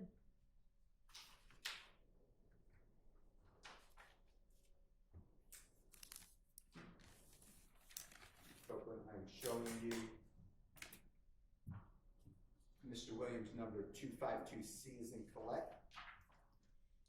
And it's in the Superior Court of Fulton County, State of Georgia versus Mr. Copeland. And you entered a guilty plea to count 1, which is aggravated assault with a deadly weapon. This is indictment number 10 SC 96398. Does that all look accurate? Yes. And you were sentenced to 10 years in confinement, but upon the service of 1 year, 9 years would be served on probation. See that? Yes. And tell me if this is your signature.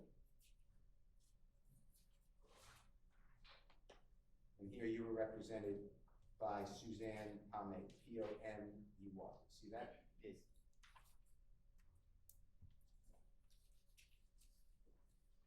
Here's your indictment, and that's your guilty plea under Alford versus North Carolina. You see your signature? Yes. You entered that plea on the 7th day of March 2011. Fair to say? Yes. Your Honor, I move for the admission is a certified copy of Mr. Williams 252C is incorrect. Admitted.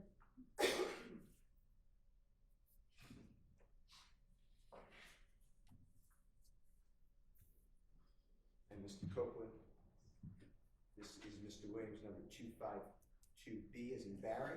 And this again is in Superior Court of Fulton County, State of Georgia versus Mr. Copeland.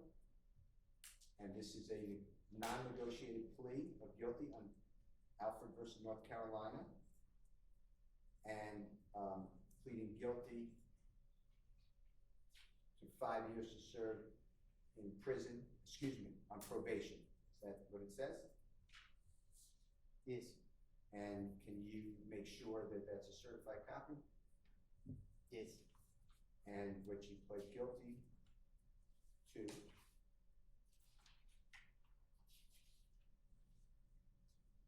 with your lawyer, Jessica Stearns, Stearns. You see that? Yes. And this was August 31, 2009, correct? Yes. And you pled guilty under Alford versus North Carolina to count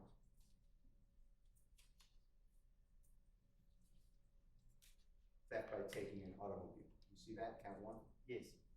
And that's your signature. I think I asked you that earlier. Is that true? Yes. And you did that on August 31, 2009, I think I asked you. Yes.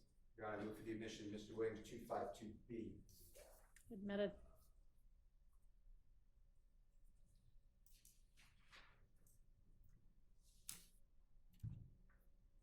Mr. Copeland.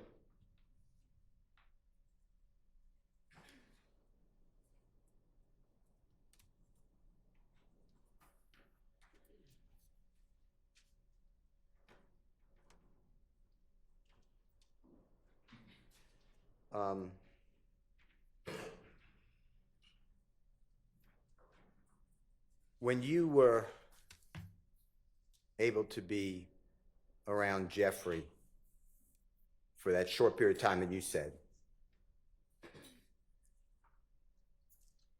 that benefited you because it made you more known. Am I saying that right? Is that true? Objection on vague as to what period of time? Can you rephrase your question, please? Sure. You testified already that you were with Jeffrey for a short period of time from the end of 2014 to 2015, and you were arrested and didn't get out of custody on June 10th, 2015. So somewhere in that period. Is that fair to say? I didn't hear you. Okay. You were around Jeffrey Williams at times, the end of 2014, year 2014, and then sporadically, because you kept getting arrested, but no more after June 10th, 2015, because then you're arrested and then sent to federal prison for 51 months. True? No. Okay, explain. I was on around him from 14, and then we started hanging in 15. Say it again, I couldn't hear you. I wasn't hanging around him in 2015. Okay. Only the end of 2014. Okay. And that was beneficial to you because it boosted your notoriety, meaning people took more note of you because you were around people like Jeffrey Williams and the people that he knew. Is that true? It really was based off the experience. Explain that to the jury. What you mean? Explain what you mean by it was based off the experience. It wasn't about attention. It was just about flying on planes, going different, like just seeing more than just hanging in the neighborhood. Before Jeffrey Williams allowed you, took you, asked you, or Tick or Mr. Trentavious Stephen, whoever, how far outside of the Atlanta area had you ever been? Only once I've been to, no, I'm lying. Twice I've been out of town, but it was just, I went with, when I got out of jail in 2013, my baby mama, she was going to college in South Carolina. So I traveled down there with her. And then when my friend got killed, I stopped. But before that, I had went with some old friends. He took me deep sea fishing, but that was it. But Had you, in those experiences, had you ever been on an airplane? No. Or did you drive? Yeah, we drove. Okay. Okay.